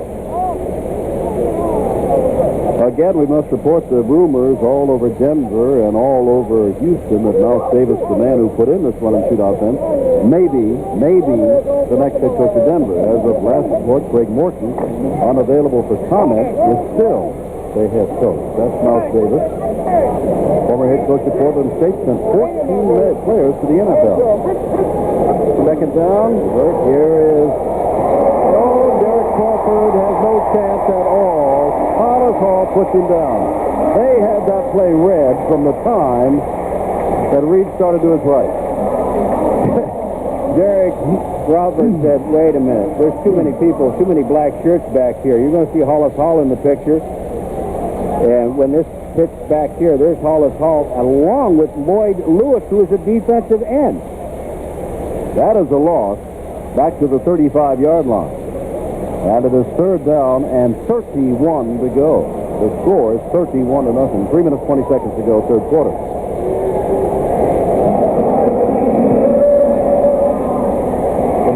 else, and he's going to go down. I tell you what, I said it in the first half, and I don't mean to be facetious or anything else, but the way Memphis supports and believes in its team, and well, they should, because they've not been doing it with mirrors, but with not a great deal of talent, but with a lot of desire. If I were the USFL schedulers, and I'm not, I would send Houston to Memphis next year and watch them pack that bowl and see what a 1985 Showboat team could do. McNeil is deep on his own 30. Partridge on 4th down and 37. I'm going to call for a fair catch here. Flag is down, and McNeil goes out to 45. Flag is down way downfield. And it might be that way downfield there was an illegal block or a slip thrown down there. Reggie Bonner. By Reggie Bonner, one of the defensive backs playing on special teams, number 41. You know what's a shame about the illegal block from behind, Jim, is the fact that McNeil already was by. Here it comes here. Just see Bonner blocking right here. Now take a look. He's got to get his head in front, but you've got to understand something. McNeil's already by him, and one hand's not going to bring this little man down. That's Crane Buell that he illegally blocked. Illegal contact above the waist during the return, number 41. First down. Ball is on the 28-yard line. First down and 10, and we'll come back to the Astrodome after this ball. The Showboats stick back with him. We'd like to thank all of the public relations directors of all the teams of the USFL that have helped Houston. We'll just say, let's start with DJ Makovich at Houston and Tommy Horton and Memphis, who are here tonight. They've all been of great quality and of tremendous help. First down and 10, Houston from the 28-yard line. Baruch, the man in motion. And now they're going to flip it back to McNeil and see what he can do. And apparently he's going to do a lot. He's got a first down at least. As he comes all the way out before he is put down by Steve Dearden at the defensive end. Now there is something. McNeil weighs 140. Dearden weighs 240. You know what Houston's doing? Take a look at this play right here now. Here comes a little down in the flip back to McNeil. Now Dearden is on the outside. He's going, whoa, wait a minute, I made a mistake. Here comes McNeil coming back, looking for some blockers downfield. He's got the Dearden made a great play to come back. They are giving the Arizona Wranglers an awful lot of things to think about, James. And I'm sure they're watching in the Tempe area, Phoenix, Scottsdale tonight. And there's Burrell stepping through a couple of would-be tacklers and gets to the 45-yard line. Less than 2 minutes to go in the third quarter. By the way, Houston, and they may not do it tonight, has not shut out a team. And we told you about the injuries to members of the Memphis Showboat team. That still a shutout is a great way to start your playoffs, especially when you've got the home field advantage. I just think of the words of Pepper this afternoon. We're going to go after them. It's going to be a tough game. And think about our schedule as opposed to Houston's schedule. And it just did not work out the way Pepper thought it was going to work out. Well, recently they played Birmingham, Tampa Bay twice, Oakland when they were on a streak. They played some tough teams. Well, Dillon, what is he going to do? Todd's going to run it is what he's going to do, and better get out of bounds. And does get out of bounds. Shy of the first down. A man that was pursuing him was Crane Buell. Look at this. They haven't done that much in the third quarter, Paul, meaning Houston. Only 30 yards in total offense in the third quarter. But the Showboats, who were up in the 80s by being sacked and thrown, are down to 60 total yards gained. 60 yards gained, and we're almost through the third quarter. 7 seconds, like that. 60 yards. I mean, the way this is going, unless Memphis breaks a couple of big ones, they could go out here with under 100 yards total offense. Moser in motion, and now Dillon calls timeout. He was down to 1 second, Jimmy had to call timeout. We're in the Astrodome with a fair crowd on this last Monday night game, this last game of the regular season of the USFL. Todd Dillon, in relief of Jim Kelly, goes off. And this is our last game call. I know that you are going to see each other later on next month for a game that will be talked about later, but involving USFL, not a championship after the season is over. But Bruce Connell has been our producer throughout these Monday nights. Mark Payton, our director, we thank them. And, of course, the associate producers, Will Belkey and Jim Rosenberg and Al DePardo. Al D, our Tyrone operator, all of whom have helped us and put up with us. And here we are through 4 months together. Well, they've done a incredible job. What you wanted to say is nice try, guys. No. One super. We've had some great shots. It's a great replay.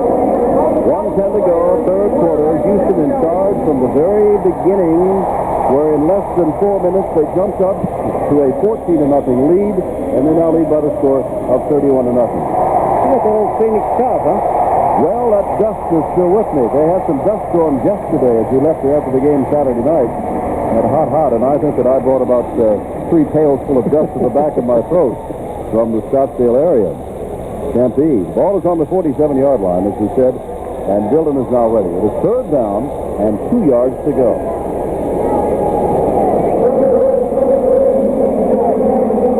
Moser in motion.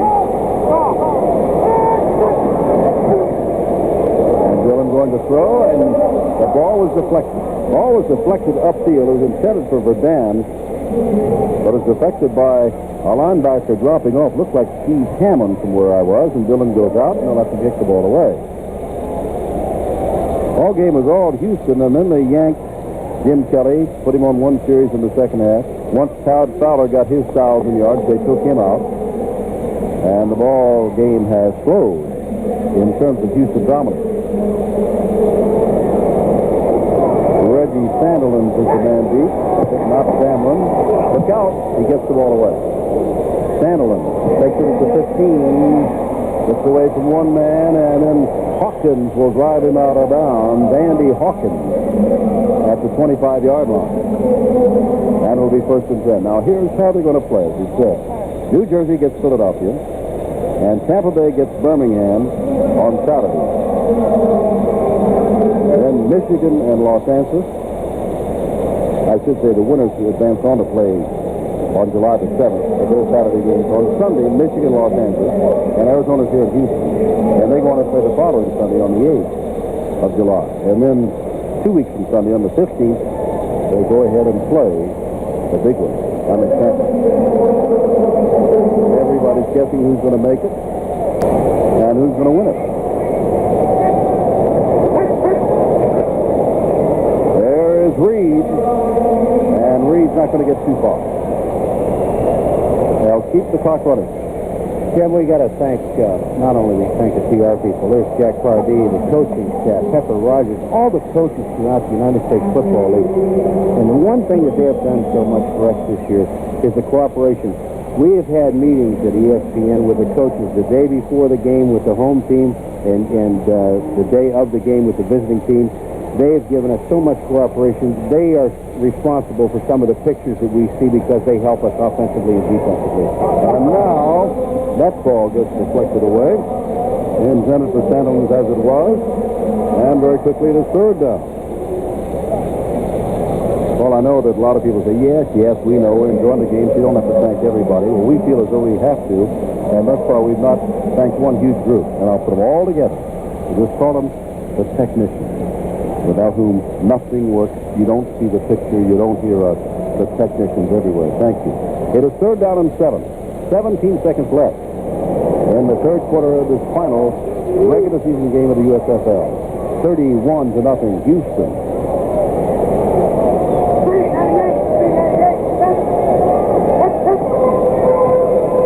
Johnson. That's not good enough, is it? Now, see, they had gotten up to 63 yards, and now they've lost 4 yards, so they'll drop below the 60-yard mark in total yardage. Jim Lewis makes the tackle, but when you see a play like that and the quarterback drops back, not only is there a lot of pressure by the defensive line, and the one thing you have to keep in mind, the defensive secondary, they have everyone covered. When there's no place to throw the football, the quarterback has to eat the ball. It's an easier job for the defensive lineman. And the third quarter is over before they get this fun away. Third quarter's over. It is all Houston, who've already won their Western Conference Championship in this their expansion year. He takes it to about the 44-yard line. And it'll be first down the Gamblers. Third quarter went by in a hurry. Here's the cumulative statistical information. Well, you don't have to be brilliant football mind to understand when you only gain 15 yards passing, 42 running, 291 to 57. This is a low pass mark, really, for Houston. But remember, Jim Kelly did not play much of the first half and only a single series of the second half. And they took out Johnson and Rodgers, Sanders rather. It's just an awesome offensive ball club. Someone knows how to shut them down. Houston defense has some problems, but they're not having nice because of injuries immensely. There's Dillon putting it out here, and yes, sir, caught fumbled by Corville, and they're jumping on it because that is a completed pass. Corville got knocked silly, Jim, and ends up with the ball again. He gets a shot. The ball goes down. I think the man that hit him was Jerron Major, number 27. We'll see here. Corville goes down. This pass is right on target. Take a look at it. Watch the shot.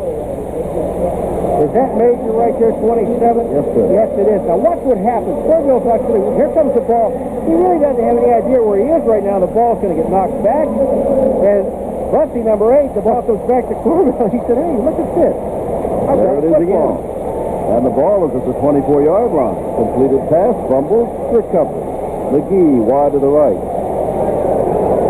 Verdun to the left. And Corville in motion. And there goes Harrell, and Harrell gets inside the 20-yard line. They put Corville in motion. Not only we made a run out of the stadium.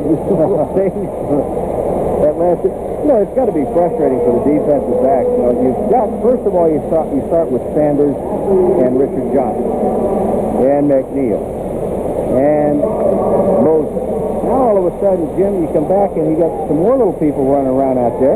You got Verdun, Bruce, McGee. There's so much Corville.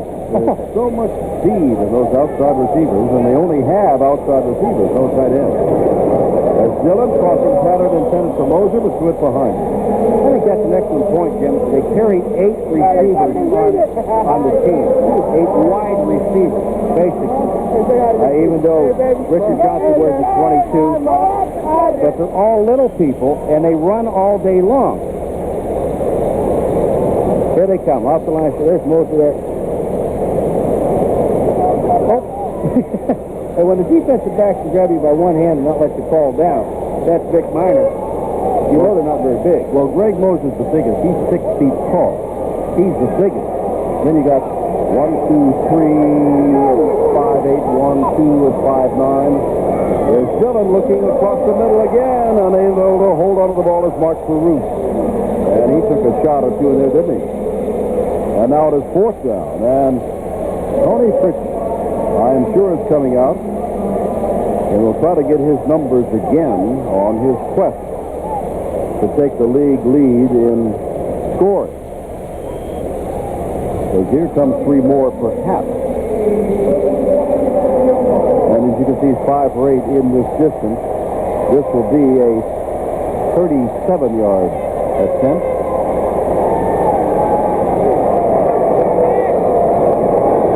And 37 yards out, he measures it, and he has it.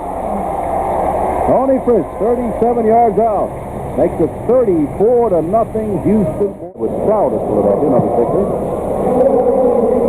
And there's the kick. And here's Pittman, not going very far. Downfield very quickly is Anthony Bott, the linebacker.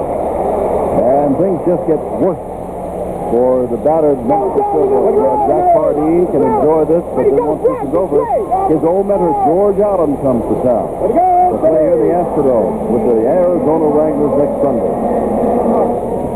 Pardee has had rather good success with Allen as head-to-head coaches. Okay, that's encouraging. Way to go out there. First down. Mike Kelly played much of the first half. Took a shot to the ribs, came back, went out, and Johnson's in their center.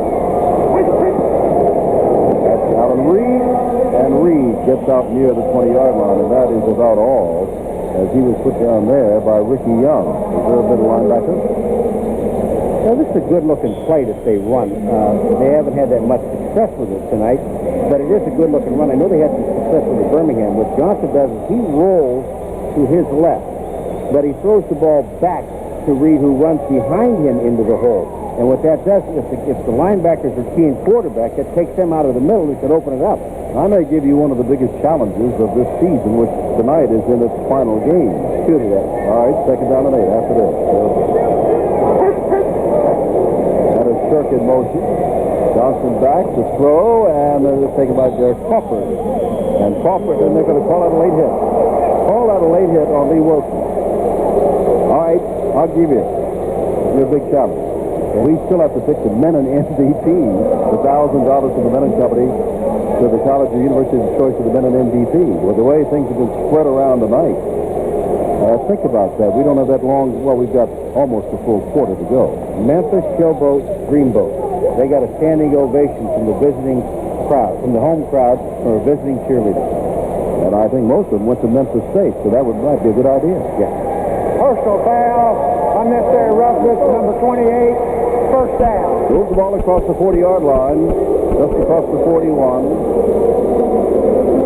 34-0, fourth quarter. And Memphis with the first down. That's one thing Jim Kelly learned. Praise those offensive linemen. Take them to dinner. Do anything. Keep them off your back. Johnson gets the ball and overthrows. Coming out of the backfield, Alan Reed, covered there by Ricky Young, the linebacker. Tim, not only is Ken Johnson running for his life, but he has no receivers that are open. They've got receivers running, two people in the same area. I look at Gary Shirk is out in a pattern with Sandelin. They're both in the same area on the outside. You've got one man going deep, covered by two people, and they try to throw it to a back. Alan Reed coming out of the backfield, who's covered by a linebacker.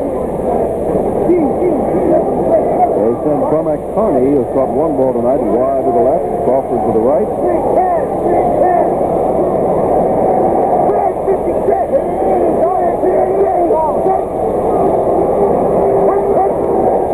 Johnson. The ball across the middle, and Carney holds on to it. And then goes down inside the 40-yard line, and that'll up their total yardage something, at least into the 70s, and perhaps the low 80s. It has been a frustrating night. It's been so long since Carney has had the football in his hand. Watch how nice that Johnson lays this ball out in front of him, though. Cormac Carney's coming across the middle. He has some people, he has a person on him. And who is that? Lewis, number 24. Yeah, Will Lewis. But Carney hangs on to the football, and he wants to still keep going his legs. Hey, what do they call it? Going down the stairs? Running down the cellar stairs.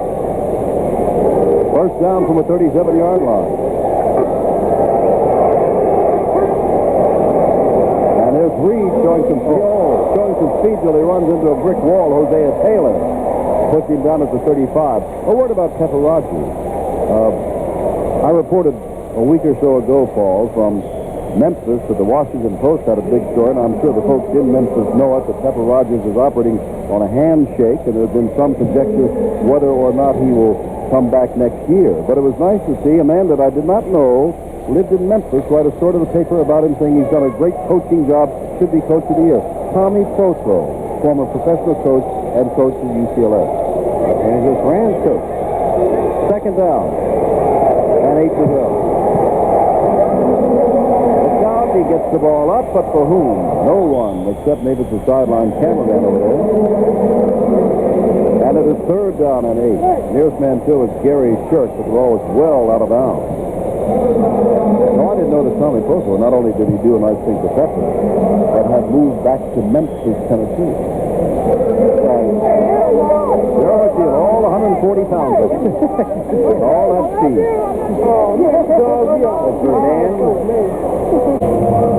First down Houston from their own 34 after Varner's interception, and that is Reggie's first of the year. Todd Dillon remains the quarterback. Gerald McNeil is back in. And again, we apologize for the lack of picture, and as you well know, we are working to get it back. Orville in motion to the right as Dillon drops straight back. Now he's got nobody in front of him. Comes up to the line of scrimmage, across the line of scrimmage, across the 40-yard line, the 45, and out of bounds near midfield. What's another first down, Houston. With 6:34 to go, and they've got better than 3 times the total offense for the Memphis Showboats. Are showing 113 on the board total offense. I know they don't have the picture, but Brett Williams, number 63, the defensive lineman, the tackle. When Dillon rolled out, here's the man who played a long game, and now you're into 6 minutes and 30 seconds left to go, Jim. He chased Dillon all the way down the field and still got a hand on him as he was going out of bounds. The Dan comes to the left. Moser goes to the right. Terrell is the lone step back. As Corville goes in motion to the right, 3 receivers on the right side, but the throw back to the left of Verdan. Verdan stepping around and moving backwards at the 45-yard line. Finally gets 34-0. 6:27 left to play in the fourth quarter. They're throwing the football. Folks, this is what they do. They throw the football. And when you take away the pass on him, that means that Fowler's going to carry the ball. That's why he has 1,000 yards not starting the season. But right now, they're doing what they do best, and that's throw the football. Taken down, and Dillon drops back to throw it again. Out of the backfield, he's got a man, but he can't hold on to it, and that is Mark Farouk. Incomplete at the 42-yard line. Took quite a hit from Vic Miner over there, the strong safety. And it is 3rd down. And again, the clock is stopped at this 34-0 ball game. Well, quite a sense of accomplishment. Memphis won 7 games, and there were those that did not think they might win any, and of course that really went to San Antonio, and San Antonio surprised a lot of folks too with how well they played under Gil Sankey. They also won 7 games. But Houston to win the conference championship, to roll up all these records, nobody that I know of at this moment says that they thought that could happen. And now, Corville carrying the ball to the right, now reverses the field back to the left, gets the block at the 40, gets inside the 35-yard line, puts down at the 33-yard line with Leon Williams, again making the stop. That's another first down for the Houston Gamblers. I'm laughing. They are so fast, all the little people, the Mouseketeers, they are so fast that, when you think you have a shot at them, and again, the defense, they've been on the field a long time. Houston, they've played just about everyone on their offense, including their backup linemen. All their 4 starting receivers, well, Moses coming back in now, but have been on the bench most of the second half. Ball on the 34-yard line, first down. Again, we're down wide to the right. Moser coming in motion to the left. Dillon rolling right. Throwing it, and nobody's there, and he overthrows his one man who was there. And that was Verdan. Don Fowler is at the 1,000-yard mark tonight. Scored 2 touchdowns tonight. And he didn't start for the first 7 or 8 ball games because Terrell was doing so well. I remember, I go back to the Denver game that played Houston. They figured what they're going to do with them is they're going to play 5 linebackers, no down linemen, and 6 defensive back and shut down the passing. And that's something I was talking about earlier. They did that. Yes, they did. Fowler gained 200 and some yards rushing. 108. That's all. And now we got Corville in motion to the right on 2nd down 10. The ball is handed off to Harrell, who starts up the middle and does not get too far up the middle. Fine job done in the middle. And we cannot see the man who did it. It looks as though it might have been Steve Hammond along with Brett Williams. But in any event, give him only a gain of a couple of yards. We're getting you the 5-minute mark. And of course, Houston will let this run down as far as they can. Do you think they know that Tony Fritzen only needs 2 more points to take the lead? And maybe they will run another play here, and they're right in the middle of the field goal. Let him go ahead and get ahead of Herschel Walker with a scoring championship. 3rd down from the 32-yard line. I was wrong. And here's Dillon going out to the right, and he is forced down and knocked down on the good play by Reggie White. One of the few bright spots tonight for the Memphis Showboats, and he is the rookie, as you well know. 4:43 to go. All right, Dillon's going to go out, and he's trying to just hit that short pass. But Reggie White, there was a deal on the inside. He came from the tackle back to the outside, got and also got kicked in the head by McLean. 4th down, and again, Paul, they are leaving their quarterback, Todd Dillon. Well, this time, Memphis does not get his punt return team in. They waited to see, and Dillon's going to stay in on 4th down. Now, this would be a 15 or 53-yard field They're not going to go for that. They've got 3 wide receivers to the left and sending Corville out to the right in motion. Dillon back to throw. Dillon looking deep. Dillon throwing deep, and the ball is caught. It's a first down, and that is Gerald McNeil. And Barney Bussey is furious that he made the catch on him. Moved the 6 inside the 20-yard line. And less than 4 minutes left. Gary Argovich looking on, but I'll tell you, watch Dillon fire this ball to McNeil. He has to, because Barney Bussey is there. He fires the ball and hits Gerald McNeil right in the chest with the ball. That's an excellent pass. Bussey, you're absolutely right, is totally furious with himself. Well, I apologize. I've been doing my old radio style here, and we have our pictures back, so we'll just slow it down to normal, okay? One inside the 20-yard line. And there's Terrell going straight ahead. Not for much, is it? And as he gets up there, we can see that again.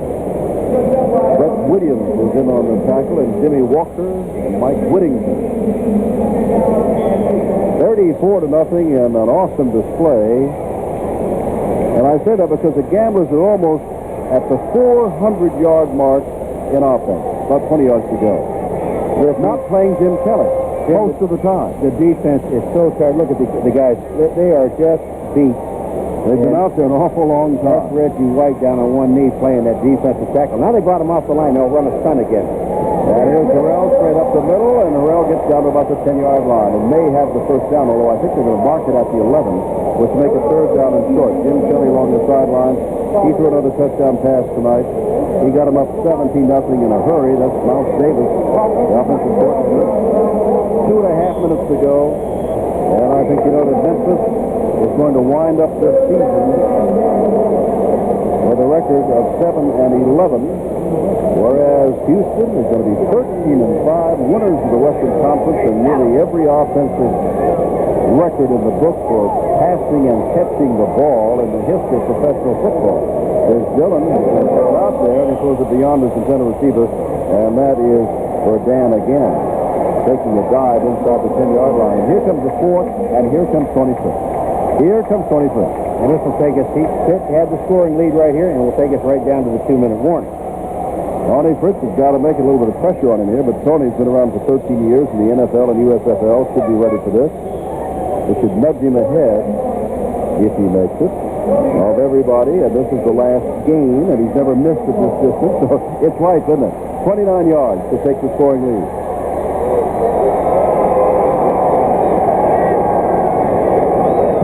From 29 yards out, did he get it? Yes. He got it. It is 37-0, and he is the leading scorer as he takes off his hat and shows that shiny head to the crowd. He doesn't care. He is the scoring leader. 8 for 8. Just take a look at Tony Fritz. He'll tell you right now. Is it there, Tony? Yes, indeed it is.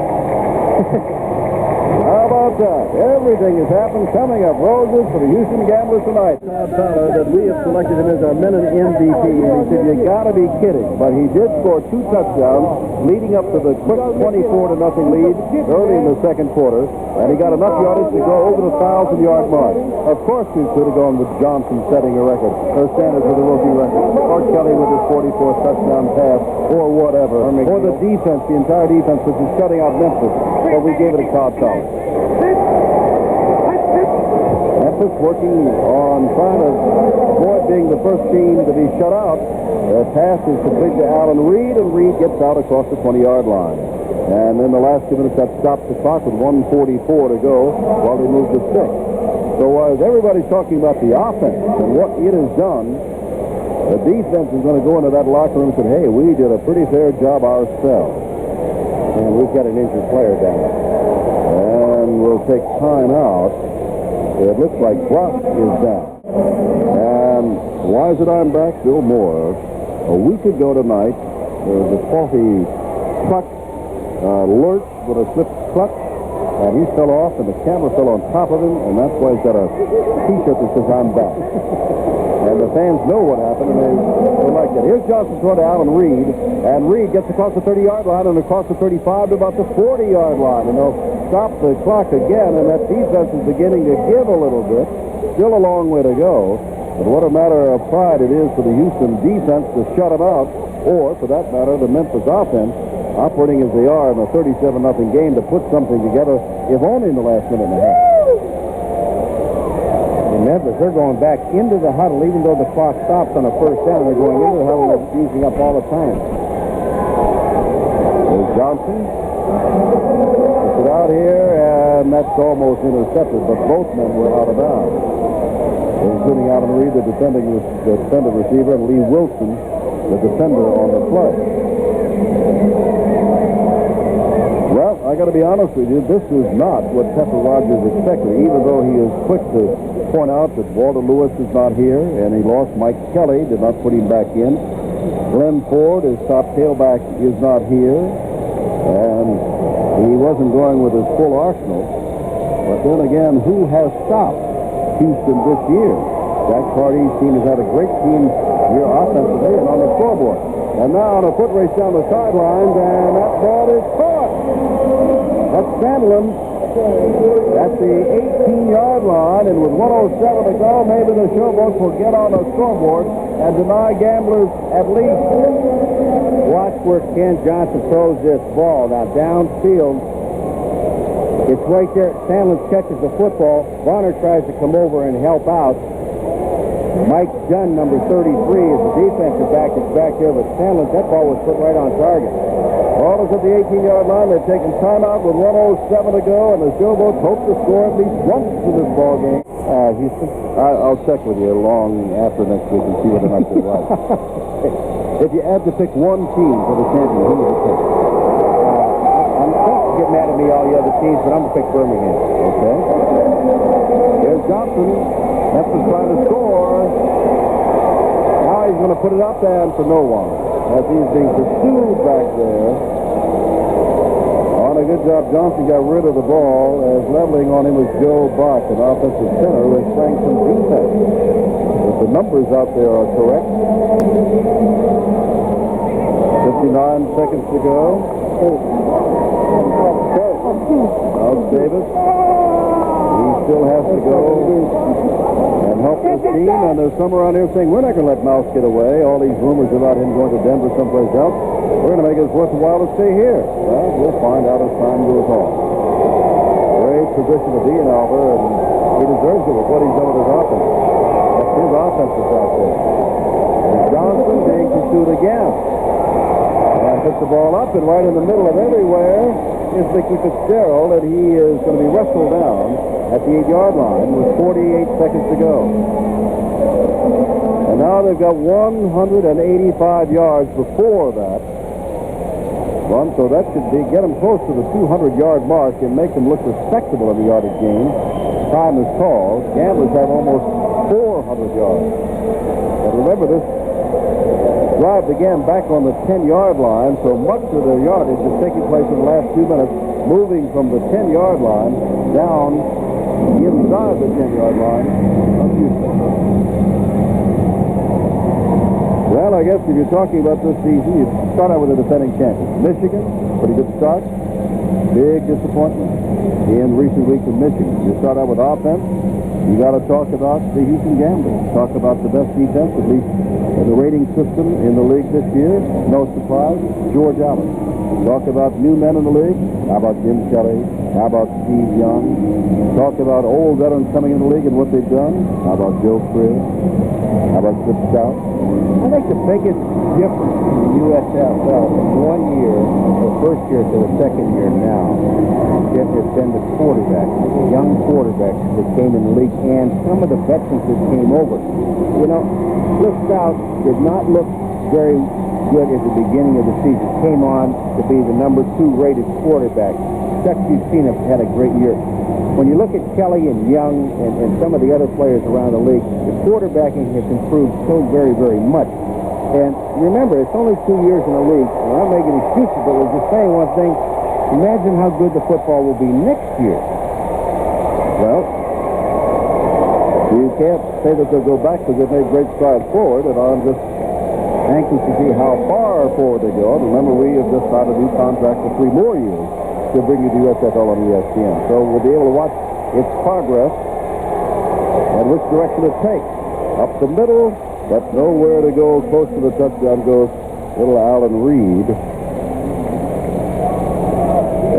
that's going to continue to run the clock down. 36 seconds to go. Memphis does have a timeout left. They got the ball on the 5-yard line. Meanwhile, Houston is trying to stave off a score. They would love to have a shutout. They haven't had one in their brief history of just one season of play.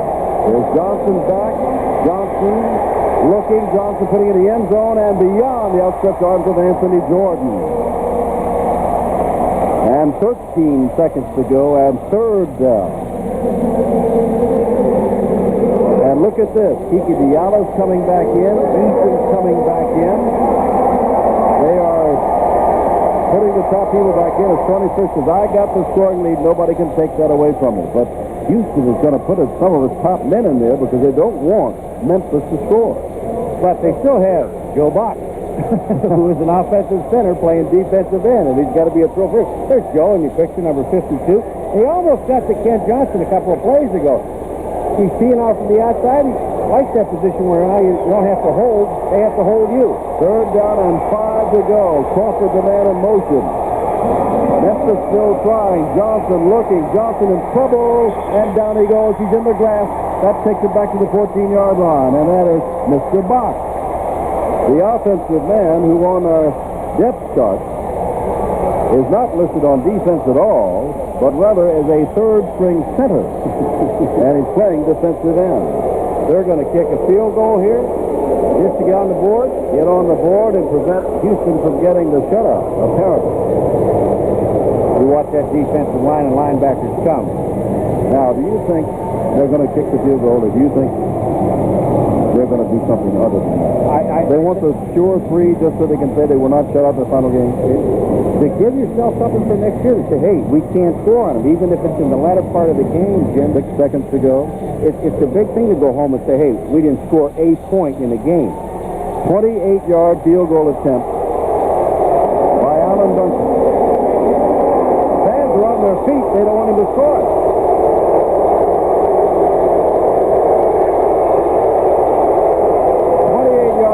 The ball is good, and they're on the scoreboard with 2 seconds to go, and the fans don't like it a bit.